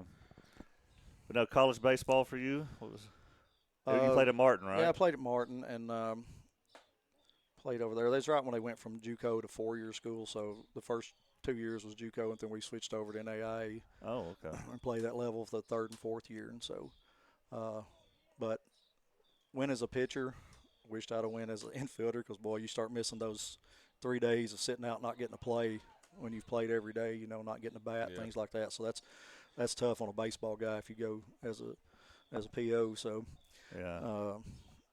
So you never hit. They would put us in if it was 15-0, you know, until you go up there and embarrass yourself because you hadn't took all you've hit is fungos. You've hit 1,000 fungos every day, and then they coach like, hey, Burleson, grab a bat, and you go up there just like you look like you should do on the left side of the plate swinging, you know, horrible. And everybody laugh at you on the bus on the way home because you look terrible. Oh. So it was kind of a make fun of the pitchers kind of thing. You know, it's just hard to imagine that because, again, Grant Burleson here, his senior year, 18 homers, and then I guess he's not taken a swing since. Wow. You know, it's just. He went to Columbia State. He got a few swings. He played a little first, got some swings in practice and stuff. But you know, you're seeing a little more in softball. These guys are letting the pitchers hit and stuff. Baseball is still a little tough, and they worry more about the injuries. You may have a guy that can still hit, but, man, you just can't take a chance on one of your pitchers getting hurt. Yeah. Well, in softball, you know, ball's going to be ripped foul down third baseline. Softball, 90% of the time, your pitcher is your best athlete on the field. You know, and in that sport, they're the only one in high school, and even in you roll into college, you're still going to have a lot of your pitchers are some of your better athletes because they're the ones they've worked at it since they was 8. You know, they've had to put the work in every day for. And that's pitching. You can't. Well, and a great example, Aiden's standing there hitting when his dad, Sampson, was playing for me in 02.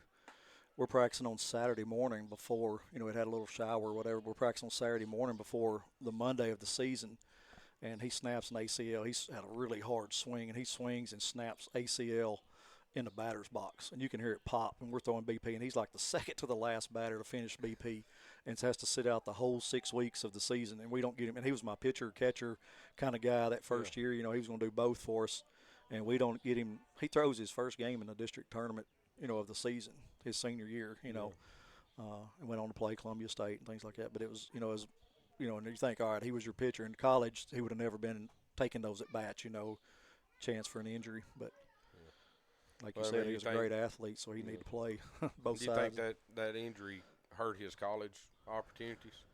Well, he played at Columbia State, and I think – there, looking at it, Aiden Perez, another RBI. Aiden's wearing it out, ain't he? He is. Dude, he's hot. He's hot right now. He had the tying RBIs, 2-run double to Ty Loretta the other night. Man, it's nice those guys getting on in front of him, too. He's getting those ribbies right there. So. He's most definitely hot right now. I think he's got the highest batting average, highest on-base percentage. I was looking at Max Preps earlier. I mean, he's up there. But it don't matter what pitching you throw. Yeah, and I think both times tonight, I'm not 100% sure. I think he had 2 strikes on him both times, 2-strike hitting right there. Wow. So nice. He works.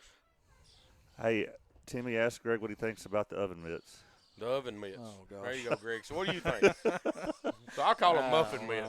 I tease everybody about them. Of course, Perez has got one on over here, so everybody puts one on. I got to make fun of their muffin mitts. How do they used to teach us to get on base and take your batting glove off. He don't. Well, yeah, he does have one. And fold it in your hand and hold it like a fist, just so you wouldn't get your fingers mashed as much. Yeah.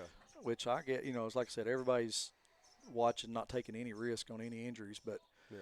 Gosh, I don't know. It gives you probably an extra 3 or 4 inches to get to the base, maybe. Yeah, if you slide head first. It's 4 inches to dive in. I don't know if it's. Think about this, but I've never said this on air or anything. But Madison, her junior year, was the only pitcher we had, and district tournament slides in second base, head first, gets stepped on, breaks her hand. Which was her left hand, wasn't her throwing hand. But she. We fought that for the rest with her batting and stuff for the rest of the season. If she'd had a muffin mitt on, we may not have. True. But who knows? I mean, I make fun of their muffin mitts and their elbow guards and their shin guards and their. So they have to suit up. If they walk, it takes them 10 minutes to get to first base because they got to take everything. That's all I laugh at. They have the shin guard on, the elbow guard, and they'll step out to swing, and you're like, okay, you're never going to get hit there because you're not. Where are you going? don't stay in and swing anyway. Yeah, where are you going? So the softball players don't wear the oven mitts because I know they're not pickoff moves, but they don't wear them in softball. I haven't seen any in high school. Well, they may wear them somewhere else, but Okay. Well, hey, let me ask your opinion, and this is putting you on the spot, so you don't have to answer this either. But like your softball players, when they play other sports, when they play basketball, do you see that as a good thing, or do you prefer? Oh yeah, I think just being athletic, staying in shape all year, that's a nice. That's right there. Nice hit. That's going to get down. It's going to score because everybody was moving. 3-2, 2 outs. That's going to score 2. Yep, nice. Nice job right there by Jackson Beautiful. Bennett. Hits that ball out into the right center field. He was hitting against Loretta the other night too. Boy, if you ever get them all to realize hitting that ball to right center field. Backside. That's I had the conversation with Grayson and Kane, and told them the other night. I said, listen, when are y'all the best? When are y'all the best hitters you are? And they said, when we're hitting middle away. Yep. I said, so why do you stop? Why? I mean, you know that as a hitter. Why do you stop doing it? RBIs and triples right there. Yes. I mean, that's, lead the team in RBIs and doubles. Well, and most of the time these guys now, especially if you don't have really good stuff, you're staying about 80% of your pitches are on, middle away anyway. Yes. So that's what you're seeing most of the time. Yes. If you'll take that ball that away, those. And again, all this with 2 outs since Grayson was picked off. Who's the new pitcher number here? 24, which is K. Fuller. I'll have to look. Kaysen Fuller. 24 is Kaysen Fuller. Was playing third base. Is coming to pitch here for Forrest.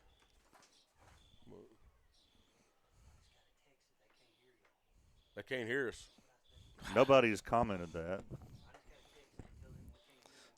So y'all deleted me on purpose, Will has done this whole interview. Listen. Can you hear us? Let's see. Can you hear us? I I think you sound fine, Greg.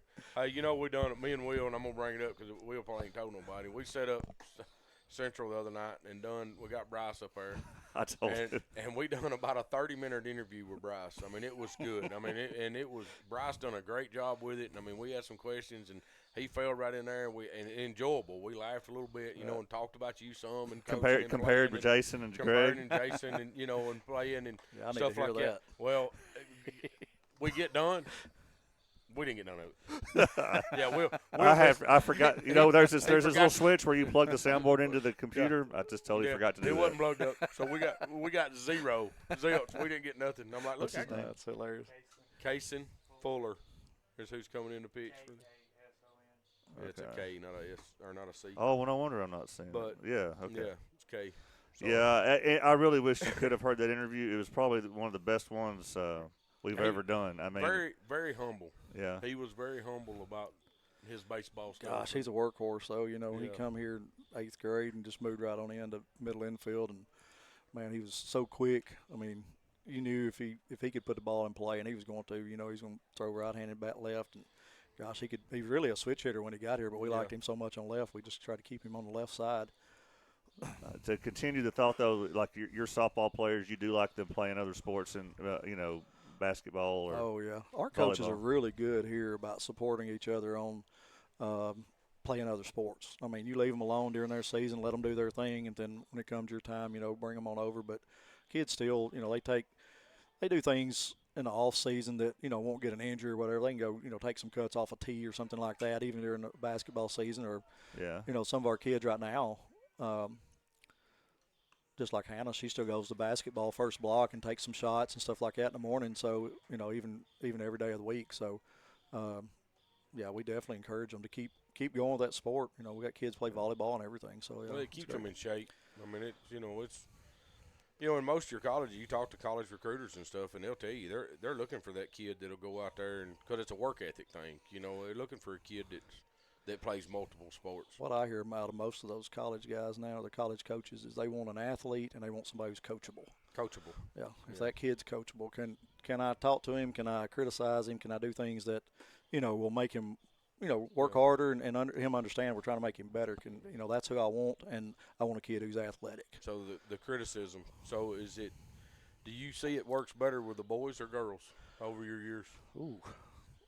It works both. I mean, I think girls try to please. I think girls want to make sure that they're going to do something because they don't want you to be mad at them. I think it's like they're worried that you're mad at them, and you try to tell them, say, hey, I'm not mad at you. I might be mad at what you did. Yeah. We may have not executed, but I'll never be mad at you or dislike, for anything, nothing like that. But boys are kind of they're going to show you, hey, I'll run through this wall to prove you wrong, kind of thing. Yeah.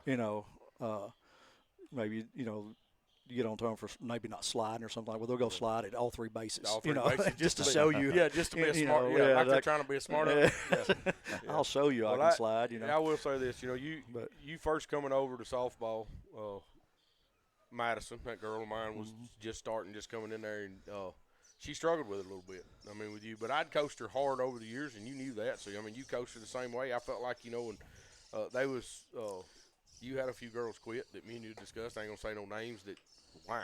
Because I never pushed them that hard, and then but you had some that you pushed the limits. But you can go back and ask her right now. That's probably the highlight of her 4 years in high school was actually getting to play softball for you, Greg. It was she really enjoyed it. She she'd come home mad. I ain't gonna say she didn't because she'd come home furious, and. But it was one of them mads that she'd come home and set a tee up and go, Greg said this, I've got to fix this, and she would try, and like you said, she's trying to please you and make sure that it looked better, looked different, maybe not better, but it looked different the next day. That's what I always try to tell them. Don't try to please me. Do it for yourself. Try to win it for the team. Yes. You're not trying to impress me at all. But go out there and work hard because you want to win or you want to be the best player on the field today, those kind of things. Well, I feel like you give them a chance at that. Every one of them, every team. We've got really good kids, and we're fortunate, especially the league has dropped off a little bit out here with our numbers, I guess. But, I mean, overall back, when I got out of college, me and a lot of these guys that had kids come up, we were all coaching Little League ball out there. That's kind of where we had those kids to start with from the time they were 5. And just when I come to high school, I got those same kids again that I coached in Little League.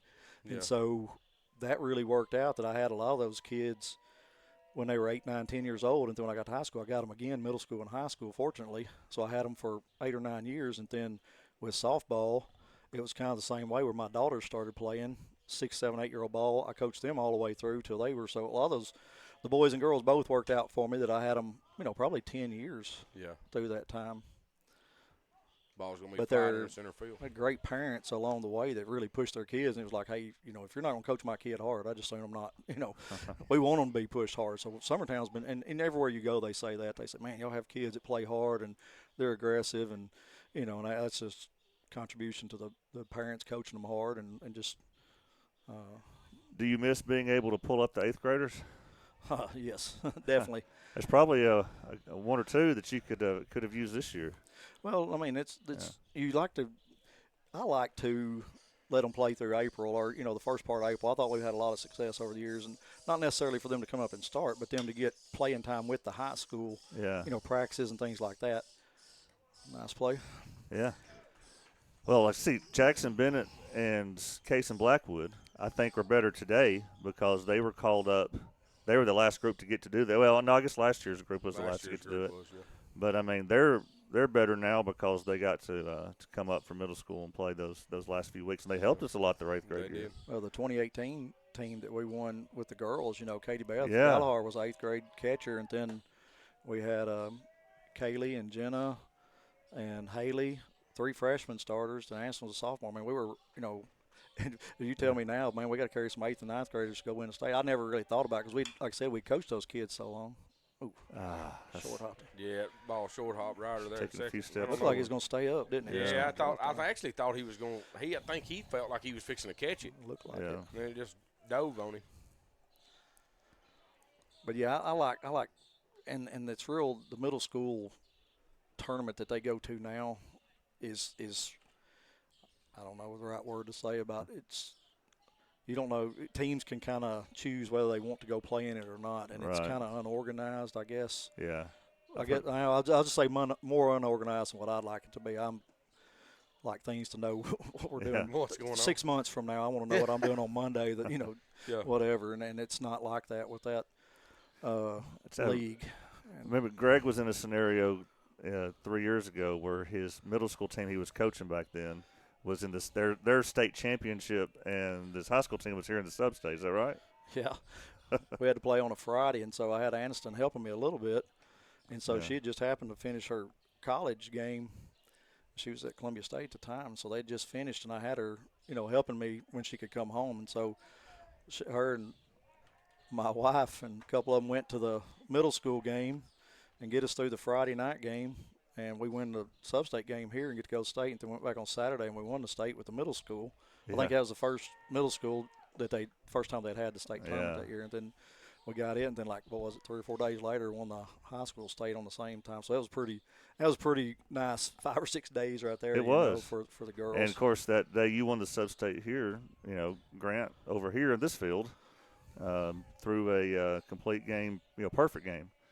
So that was that was a fun time. Anything else y'all want to drill Greg on? I feel like we're just badgering him to death here. Well, I feel like I'm cutting you out of talking about the game. No, He just hanging out talking. No, so. You know better than get me talking, so, especially ball.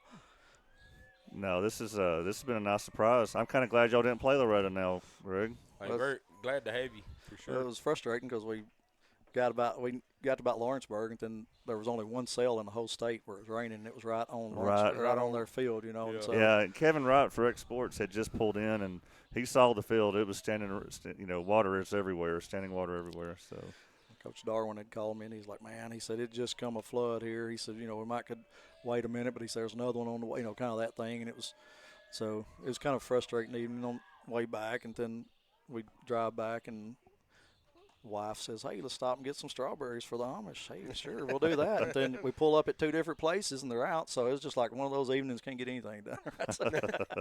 Didn't get to play ball and didn't get no strawberries. Yeah, no strawberries either.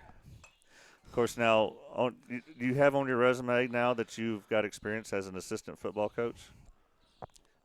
Yeah, absolutely. That was bus driver / press box cameraman.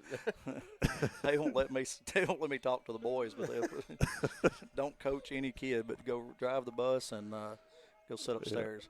Yeah.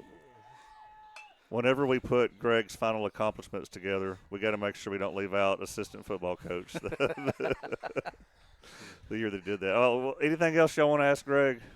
I think Greg's done a great job. We're tired of me talking. Well, no, not at all. I just feel like we haven't. You come back anytime. We haven't given you a break in 3 innings. Yeah. So I hope we're playing ball and I don't have to talk, to be honest with you. From now on, maybe. Yeah. Well, I want to wish your team luck and you luck. I think you've got a chance. What's on the other side? I will ask you this. What do you see out of our district? Well, obviously, Forrest the 4 teams, and then the other district is going to probably be Forrest and Community. It looks like they're both playing well right now. And then after that, you'll have Cheatham County, Waverly. Yeah. There's some teams over there. It's pretty well. So, luckily, we don't have to – if we can make it that far, don't have to see Westview again, thank goodness. But everybody else is – there's 2 or 3 in each district that are really strong this time. So Waverly would be a sub-state? Waverly and Cheatham County. We saw Cheatham at region last year. And we saw them – we had a game with them at Murfreesboro in Riverdale. Night that started raining on us. Okay. And we were in a game with them. So you have saw them. Yeah, they're pretty good. Yeah, they're good. Those Waverly players that were so good last year, they're still there. Yep, they're back. Because they beat Westview to send them here. I was thinking, I looked at they were like 18-5 or something, and they play a lot of games. He keeps them playing all the time. They're solid. So winning the region would be very important. So you're not traveling to Waverly then. For sub-state. Oh yeah, some years you might think, well, either one, whichever one we get, because you never know. Like last year, I felt like Waverly maybe upset Westview, and Waverly come here. Westview come here. I'm sorry, and but now both of them were good. Both of them wound up going to state and making a Final Four run. And that pitcher for Westview still there. Oh yeah. Yeah, that was tough. I remember when I saw her pitch that first pitch, I'm like, we have not seen that here this year. Oh, yeah. She was, you try to go to a lot of these tournaments to see some better pitching and stuff, but she had the year before, Sims girl is her name, and the year before we hit her for a couple of runs and beat her, but then last year she had our number. It's just how different it is. Safe at first on a bunt. Ryder gets another bunt down. Third baseman's going to throw it in the right field, trying to get to second. He does. The 2 bad throws helped us out there. But, hey, all from getting the bunt down, though. Yeah. What about Forrest going to red this time? Is that Yeah, have I they don't done know. that before? Or is that just? I know the softball had red uniforms. Yeah, I don't this know year. where that come from. That's the When first I time was I kinda- noticed it. Well, I You thought know, we dropped our red that we had there for a time. Did Les Trotter do away with the red? or navy blue and red. We're actually, Yeah. we're 'cause actually navy blue and It's red. navy blue and red now. It's not. Early '90s until It's gone. Yeah, because I had the red, and then I think the year after I was here, they still wore red. And I think Les Trotter came here in '99 or so, and that was. Yep. I helped him in 2000. We had that team with Klein Hodge and those guys. Went to state tournament in 2000, and we had still red in those uniforms then. Oh, you did? Yeah. Well, so yeah, that team that was quite a team. Yeah, Ben Hine and Long. I can't. But I think That was awesome. I'll never forget me and Coach Trotter. We sit back and watch film on that. And we were playing. Who was it? It wasn't Adamsville. It was team. West Tennessee team. Just went blank on it. But anyway, they had a kid named Trey Pearson. And we had watched that team, and we were like, hey, we got a chance to win this thing. That dude puts up about 40 on us, and, I mean, they hammer us up there in the state tournament. First we had game. watched. I said, all right, no more film watching for us. We're terrible. Like, we thought we had a game plan. Those guys were good. But I said that 2000 Summertown team, I think, was basketball is one of the more entertaining teams to watch. That I can remember. I don't know why I'm drawing blank on their names. I see their faces. You knew it was going to be entertaining when we ran out of the, MTSU, you run out of the tunnel, to run out on the court. Yeah. And the cheerleaders had a white paper banner stretched across. And when we ran through it, it didn't break. Oh, no. And we had a couple of kids step on it and face plant, like slide out. First thing, and Coach, of course, Coach Trotter, he's a little animated sometimes. And he's like, he makes a comment first thing, and I was like, oh, no, here we go. But I'll never forget that. We run out, and it was like, boom, right on the floor. It's like, oh, no, we can't even run on the floor right. It's going to be trouble. But it was a we great can't even break team. paper. Yeah, they were a great team. Like, they were good kids. Like, they worked hard. It was a good team. Another pitch out. They're trying to backpick Ryder at second. I'll tell you, Timmy, one thing I want to make top priority, since I always come to you with things that need to be done around this field, we need to have the 3 Mr. Baseball winners signs put up here somewhere. That's a good idea. We need to have, Greg, Grant, and Clint some signs. Seeing those up at Loretta, they're huge. Yeah. And I'd like to see that happen here. Keegan McCatchy's going to get a bunt down. What is Pitcher's gonna going have on? to field it. Does get to out at first, but he does move the runner up. Got Ryder Blackwood moved over to third base. Well, always remember the Y'all Forrest have game. lied because y'all said we couldn't bunt. And I've seen us bunt great tonight. Like, Greg, listen, we've got more bunts down tonight than we have in 40 games. I try to go home and watch every game, and we're bunting it like everything tonight. Yeah. This will be the game, the Forrest game, So where we finally got to bunt. You do try to go home and listen to it? Oh, I watch every game. I cut the volume down, but I watch Okay, it. I was just checking. I was making No, sure. I'm just kidding. I was just making sure. No. It's going to bring up Matthew Luffman. One out. If he runner bunts, third. just go ahead and do a squeeze here. Safety squeeze. I was disappointed that Greg didn't come play in that alumni game here a year ago. Timmy, I don't guess you played either. No, I was. You were racing. We had an alumni. yeah, we even was Jason got out here. Yeah, we was out of town. I think Anderson had a game that day or something we was trying to watch. Sound like an excuse. Yeah, something. You just That, and I knew I wouldn't walk for like a month after that. Well, that's what Jason hit. He put the ball in play, but he didn't even He can try fly, running. can't he? He can run like a deer, too. He's like, he's so graceful. Do you ever remember him being able to run? Oh, no. Okay. He thinks he can, though. If you talk to him, like yeah. he talked about his speed back in the day, and I'm like, you did not have any speed. Yeah, I never remember him having any speed. I mean, I don't. Well, so Greg, you've got to watch some of your old Little League games. Oh, no. I was just fixing to say that's been the most embarrassing thing ever. Watching yourself play Little League. Even a couple of years ago, we were at my mom's, dad's for Christmas, and me and Jason and Adam were sitting there, and we got into discussion with all the kids because they talk about how great they are all the time. We got to talking about when we played in school, y'all couldn't do this, that, and the other. So my mom pulls out like some old VCR tapes, from the Lord. day. And she pulls them out, and I'm like, look, y'all sit here and watch this. And this is why, when we was Little League, we did this and other. Man, about 5 minutes in, me and Jason was like, take those videos out. Like, we looked horrible. Like, we was terrible. We played like that? Yeah, I was like, man, I just don't remember us being that bad. Looking that goofy. Yeah, you try to think now, like these kids, like you trying to correct your own kid and stuff. Like you can't throw, you can't hit, you can't do this. You look back and go, hey, they're 10 times better than we were when it. They all. I mean, it was bad. Well, I think out of all of Jason's kids, Grayson reminds me more of him. Oh yeah. In the way he carries himself, his running, he reminds me more of Jason. Watching Jason play compared to him. Oh yeah, 'cause we give Jason a rough time because we used to play in the yard. All the neighborhood where we lived, it was great as a kid because you'd have like 10 or 12.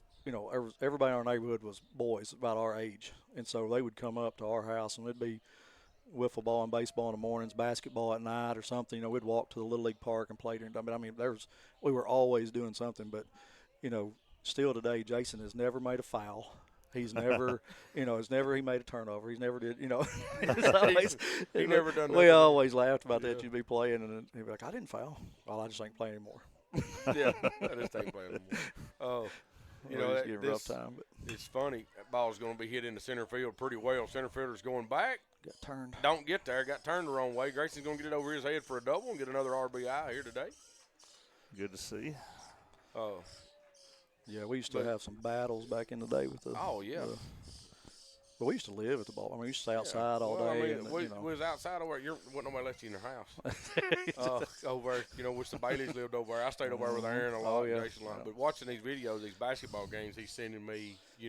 Adam was on that team. Oh yeah. So Adam, in that game, that new prospect game, I don't know if you watched it all, but I kind of get tied up. But you didn't play yet, but I kind of get mad at this guy, and the ref kind of talks to me, and Mike Kilburn pulls me out, and you can see him on the sidelines giving me a chew. And I never sit down. I mean, I walk over. I'm out for a minute and a half, and Mike is in my face for a minute and a half. And I could probably say some things that he said, but it wouldn't be worthy on the air. I couldn't say it on here. But Adam come in. And to see Adam on the floor at that time and to see Adam now is unreal, because Coach Jim McBee, he called him Log. Oh, yeah. If you remember, he had nicknames for everybody. Yeah. And Adam was Log. And it was McBee used to tell us, we can lay you down and roll you down the floor faster than you can run, Log. But it's funny seeing him, just knowing and going back and seeing that stuff. And Adam – I hope I remember, and I don't have him mixed up with someone else. Ball's going to be ripped in the center field for a base hit. Grayson Burton's going to score. The throw is coming. It's offline. Yeah, if that had been a good throw, it would have been close. But Grayson's going to score on that RBI single by.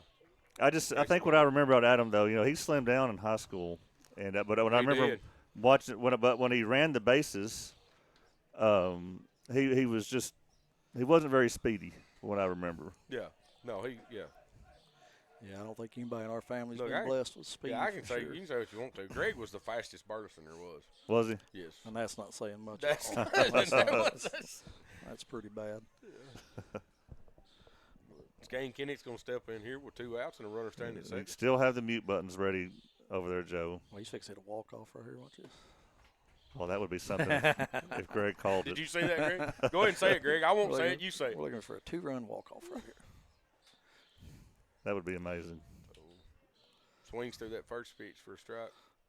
The wind has died down. You're not making it better, Greg. He's got to time him up a little bit first. Goes down 0-2.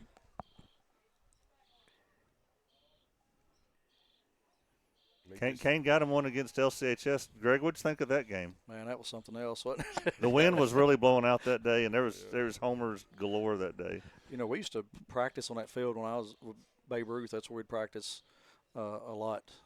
16, 18-year-old ball. I don't think that's going to walk it off. Mile high in the center field. Center fielder's coming on, makes the play. Be the third out inning.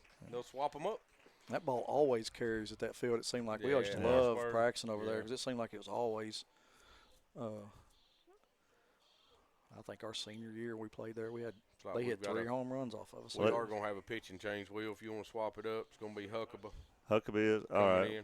Hey, let's ask Greg about this video here too. Oh Lord, why do you keep doing this? Will, you like to torture everybody. Well, it's me. It ain't nobody but me. He's. So, what do you think went on this day? Every one of y'all had on your jersey that day. Like here's Mr. The Perry kid. He, Jamie. you had your pants. Brent said y'all even wore your cleats that day. You were just in complete, you're dressed for I had ball everything game. on with my shirt. Did you change or did but you? Timmy, Yes, Timmy I comes. changed. Timmy comes There up he here is. in a pink shirt, like he didn't get the memo that day or That's something. sweet though, ain't it? It is. Pink T-shirt. Huh? Hey, but look at the hats. I mean, that picture. Yeah, if the you look old at that, flat Brent. well, Look at 'em. if you remember what happened, we won the state, and then we all signed each other's Hats. Everybody Yes. signed the hats, and then when they got ready to do the team picture, they wanted to do a picture at the bank, and so Coach Haddock had to go buy a Hats. new set of hats. Oh, really? Gosh, they were like buckets Yes. on our head, like they had never been worn. And the kids now look at the picture up in they're the like, "Where's lobby there, and they're like, "What was wrong with y'all's hats? Hats. Y'all not know how to wear a hat?" And it was like, all right, they was one day old, and they were. He handed them out that day. They He were- walked up and handed them out of the box. We put them on that old flat bill, before flat bill was popular, and they was horrible, but they looked like big old buckets on our head. But that's kind of the reason we had those hats. We always laugh about those other hats. All the players signed each other's hat, just as something to have, I guess, But Still have mine. My ring, Mama's house I kept in her jewelry box down there and never touched it. And it got stolen. We never got it back. It's one of the things we never got back. you remember taking that sign, them taking that TSSAA sign, they had to carry Gary, it back. Gary got it. Gary Kinnick cut it down and wrote it up, brought it home and give it to Rick. And They had and then they it. called and Rick had to carry it back. Somebody had to go all the way back to Murfreesboro and carry They had to get the TSSAA sign back up there. They wanted to know where the sign went. Gary Wayne Kinnick had cut it down and brought it home because he thought we deserved it. Now, Greg, are you the one that got rid of the dip in left field here? As the ball's Hit into right center field. It's going to be at least He's- a double. He can fly, too. This He kid can. can roll. He's going to hold up there, too. Yeah, he's quick. But I kept hearing about that dip in left field. Timmy says he's got a picture of himself where you can only see like From the knees up, From probably. the knees up. Yeah. It's We come in, and Coach True was principal at the time, and we were redoing the field, and we had talked to a guy about bringing in some topsoil, and we had, like I said, it was a 12-inch drop, so we had to bring in enough dirt just to crown the infield with the pitcher's mound to get a somewhat of a crown because it was such a big drop-off. Well, then we got in left field, and we was like, Coach True was like, well, how many loads of dirt you need? Because, we were poor back then, too, with funding, so – I'm like, probably 3 or 4 dump truck loads. Well, after about the 16th dump truck load, I mean, that's no lie. We put from center fielder to where the left field gate is down there, we had like 16 loads. It would be brought in and we'd level it up, and it just still not. So, yeah, we had just around there. So we had a lot of dirt brought in that. Well, and you had to play behind it. You couldn't play on it because if one was hit over, you had to go backwards off of it. You'd fall down. It was steep enough. Was it Shane Roden maybe that was playing there one day? And I was trying to think of who was playing left field, but they had went back to make a catch over there. And when they went back, they dropped off, and the ball would have hit them right in the glove. But when they took that step, it just went right over top of their glove. Right over the top of their head. Yeah, I can't remember exactly who it was. I believe that was. I always used to laugh at that. So.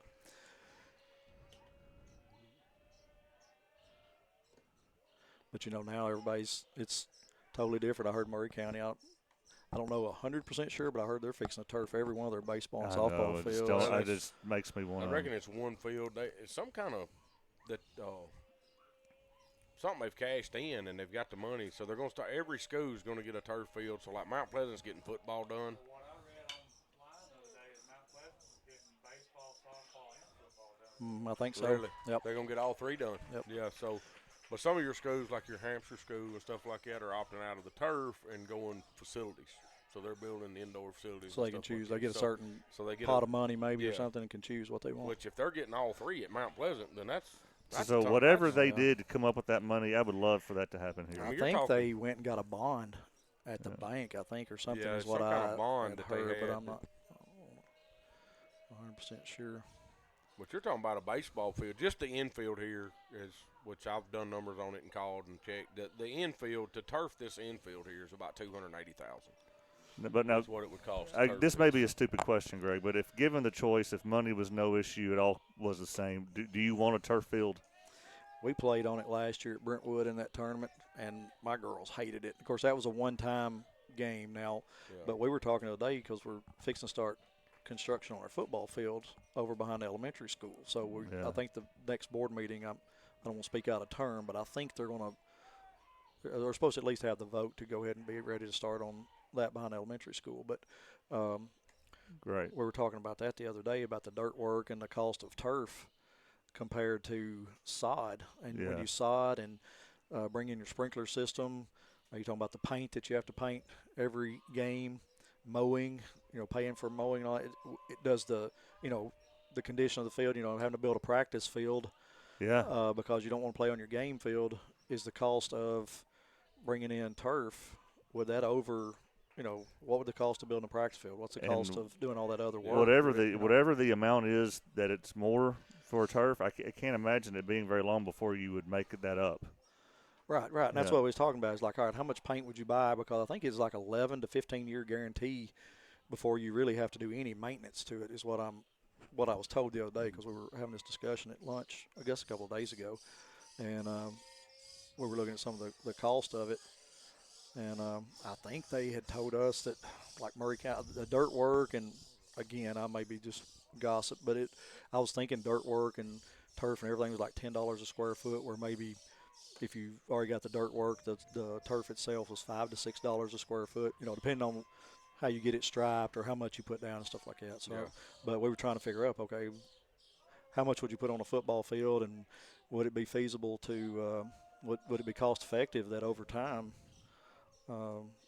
like I said, mowing and painting and all the other stuff and not having any,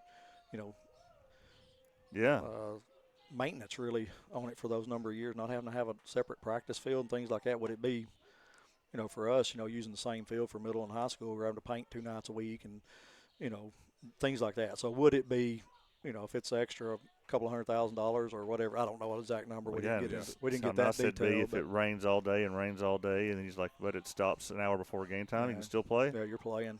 Yeah.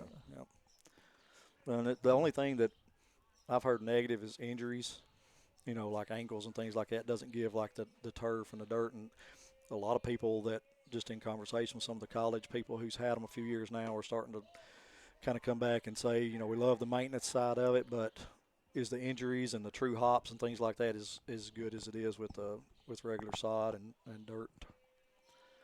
But, you're going to get the same playing surface all the time with turf.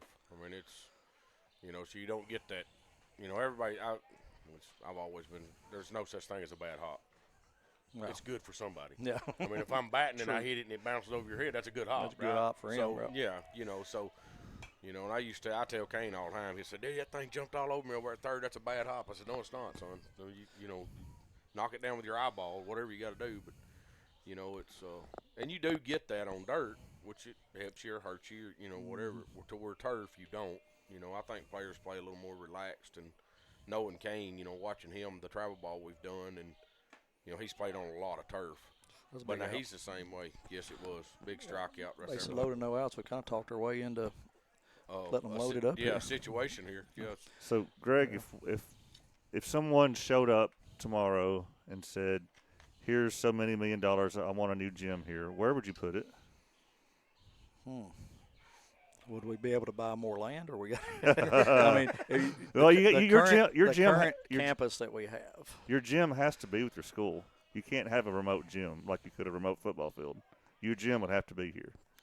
Well, right? Personally, without tearing down any other facilities like baseball or anything like that for parking, I would love for it to be on the west side of the gym there that connects over to like the band room, the band hallway. Oh, okay. That area there, and turn it perpendicular to what we have now and let it connect to that hallway. So when you come down the band hall, you could come in one end of the gym. If you left our current gym on the end zone there, you would walk into the other end of the gym. And so like for, say, volleyball tournaments or basketball camps and things. Ball's hit well in the left field. Oh, nice Perez catch. Goes back, makes the play. They are going to score one more run on it. That's a good play by Perez out there going back on that ball. Yeah. Makes the score 11-4 Summertown. I'll trade the out for the run. Definitely. Sure. So that's interesting. I never thought of that. I was thinking, move the baseball field and put a gym here or something. Well, I know there's always, we've always throw out ideas of things that we'd love to see, I guess, but and probably for the size of it. But then if you could say that you could go build your baseball and softball field over there where they're talking about doing the football field on that camp and just making a sports facility over there, that would be a nice thing to do and have all your field house, concessions, all that do, like one main area. But if you had to use currently what you have just for, I don't know, because when you think of that stuff too, you have to think about school safety and stuff. So a kid not walking out of class outside this day and time, you'd want them to stay inside a building. So if you had that hallway, band could carry their instruments in there to play. When we got ball games at night, they'd be right there by their band room. Gym would be back to back. If you had games and practices and things going on, coaches being able to monitor both facilities, things like that. Ball's going to be hit well into the right center field gap. Keegan McCaffrey comes over and makes a diving play. He caught it? Nice. Yeah, he caught it. Then flipped it up out of his glove like, look what I got. Two nice plays. That was big, two really good plays right there to get us out of that. So and I like to see that because, again, defense has been a problem in the past previous weeks. Bases loaded, no outs, so worked out with just one run. So that's tough to do. So you was talking, the meeting, I had heard that they, had appropriated the money for the football and stuff, but that's all they're doing over there right now, right? I mean, we're talking, but it is set up for the future for a softball field, baseball field, added to it. Right. Correct? Yeah.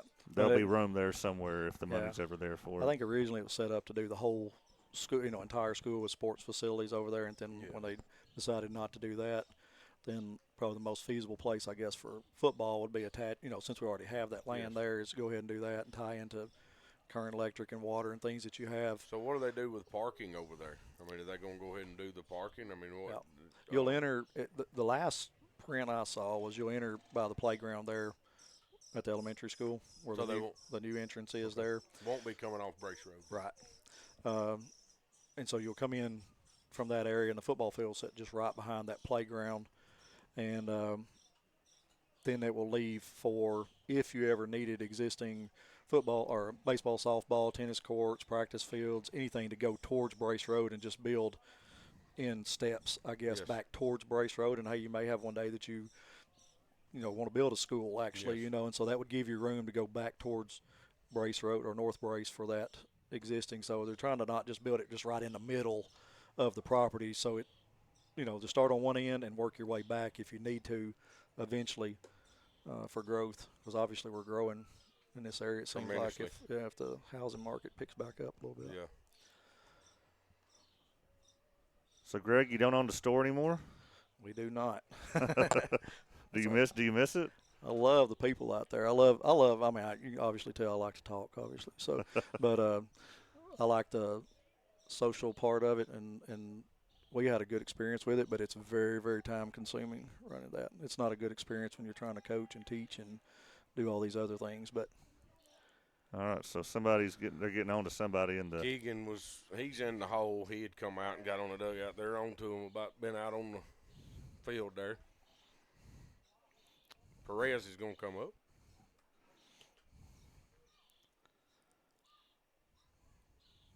Going to drive one into the left center field. It's down. It did get down. Good, another hit. That ball's hit in the left center field. Center fielder tried to make a good play on it. You hot, ain't it? Yeah. Look, I don't care what you throw up there. He hits it. It don't make no difference. You can throw it 94 and he hits it. You can throw it 65 and he hits it right now. I hope it stays that way for the rest of the season. No better feeling than when you're hitting like that, you know it. Elijah's in whose spot? Okay. Hitting for Jackson. You feel like they could throw a BB up there and you could hit it when he's feeling it the way he is right now. Elijah squares the bunt. He fouled off. Heard you guys mention that the other night about taking off before the bunt's down in one of our games. Yes. We have a huge problem with that. Oh, yeah? Everybody wants to, and he did right there. He kind of started his feet before the bunt gets down. You just bunt it and then. Well, I mean, this is a sack. He's in a sack bunt situation. So there's no need to hurry. Yeah. No. Get the bunt down. Take the out to move the runner. Absolutely.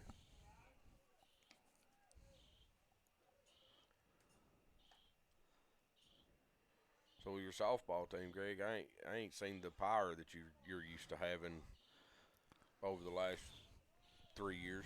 You know, we're streaky right now, but yeah, we're not. We have some base hitters when we're on, I guess, but bad pitch away. Yeah. But yeah, we're not even in practice. I mean, we're just not one of those just going to crank it, just sit up there and hit a lot of balls out. Yeah, our baseball team ain't either. Well, we've hit more this year than the previous 2 years.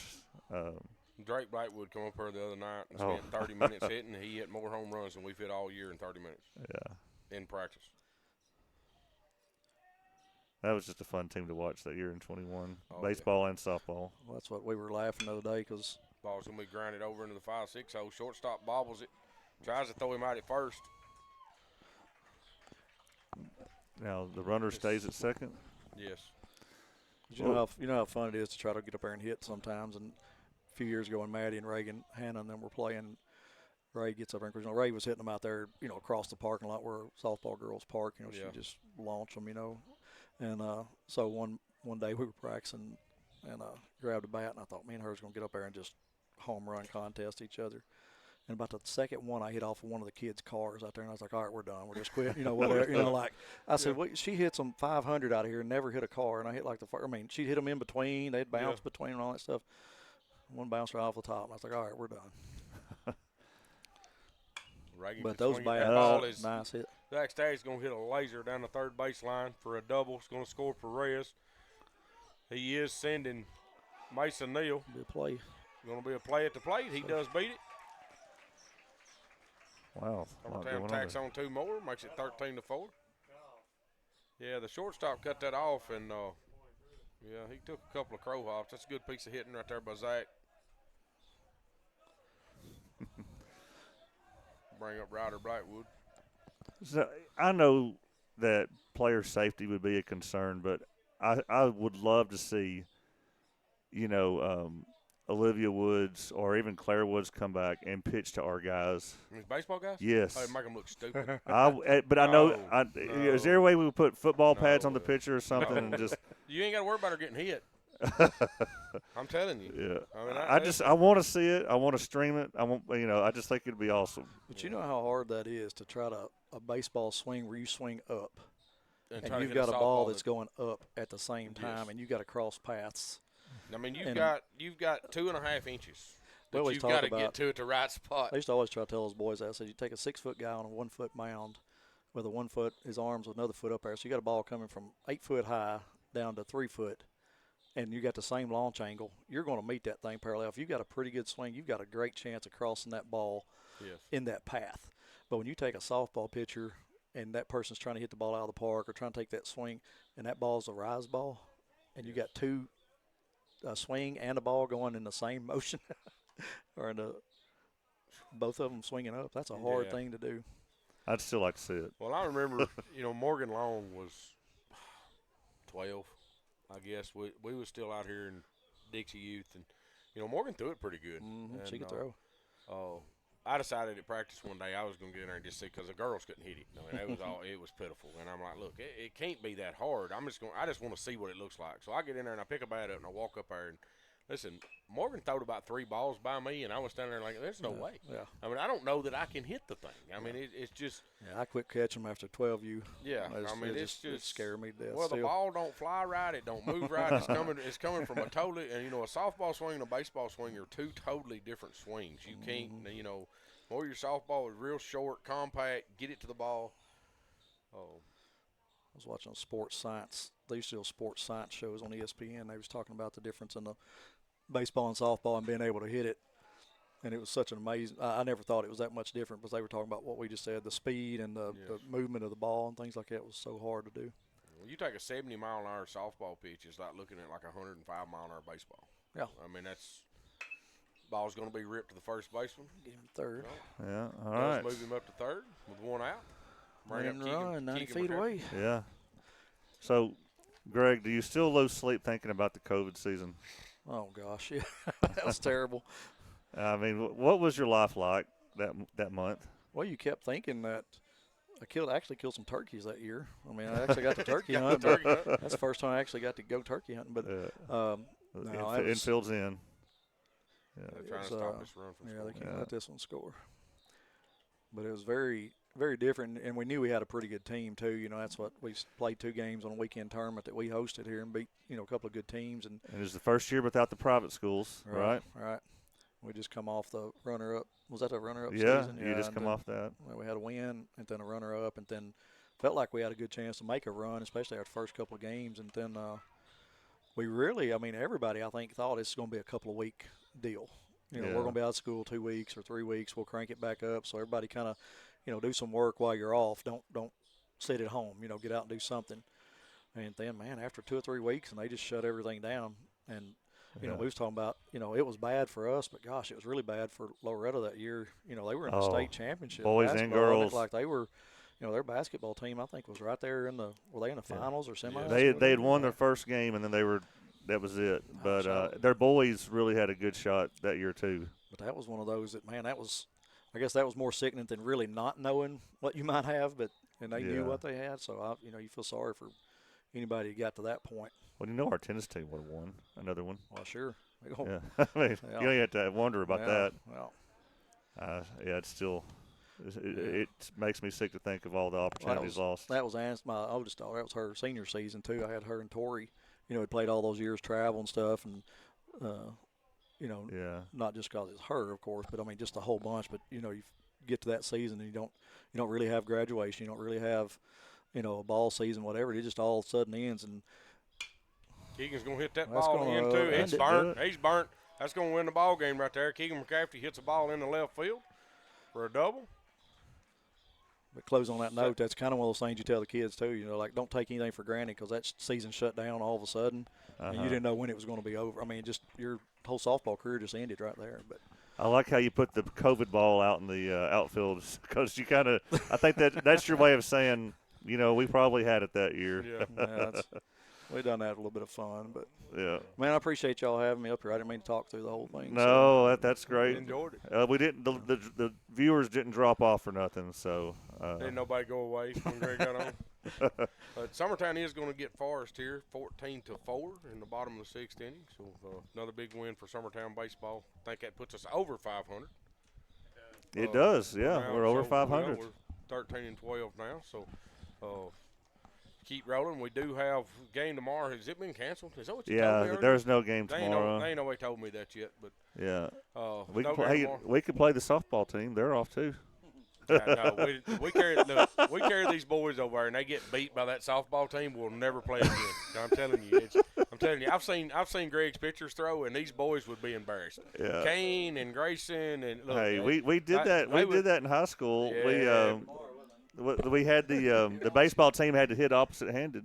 Yeah, and we went against the softball team. They could hit right-handed. I think they could hit right-handed and struggle over there. If we done that right now, we probably would not have a baseball team next week. They'd quit. They'd go home and just say, look, we're done. We can't, good Lord. Especially because half these boys have got girlfriends over on that team. When the girlfriend beat them, they just have to retire.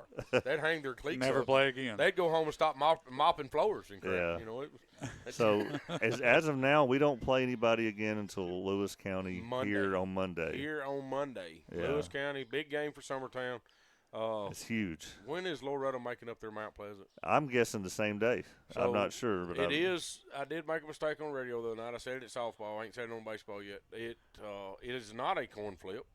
They do not coin flip on the tie. It does go runs allowed. Yeah. Just to throw it out there. And that's runs allowed in the district. In the district. Not head-to-head. Not head-to-head. Runs allowed in the district, then head-to-head. So it goes to runs allowed in the district. Right now, we've allowed 18. They've allowed 16, if I've done my numbers right. Yeah. So they're 2 runs ahead of us. And all I got to do is shut out Mount Pleasant. What we need to do is shut out Lewis County, and Mount Pleasant needs to score 3 runs, and we're well. But either way, our they boys, shut out Mount Pleasant last time they played them. They did. Yeah. They did. But it's going to depend on when that game's made up and who they got next and what they got going on and who they pitch. And like I said, the whole kid at Mount Pleasant and they got some couple of kids that can swing it, and the whole kid can throw it pretty good. He's apt to go out and have a good game. So, but we'll get off here. For me, Greg Burleson, glad to have you today. Enjoyed it. Mr. Joe Cowton in here keeping up stats. Didn't get to say a whole lot today. And Mr. Will Pettis, the man that makes it all happen. It's Summertown Baseball on X Sports Network. Going the distance with local sports. This is the X Sports Network.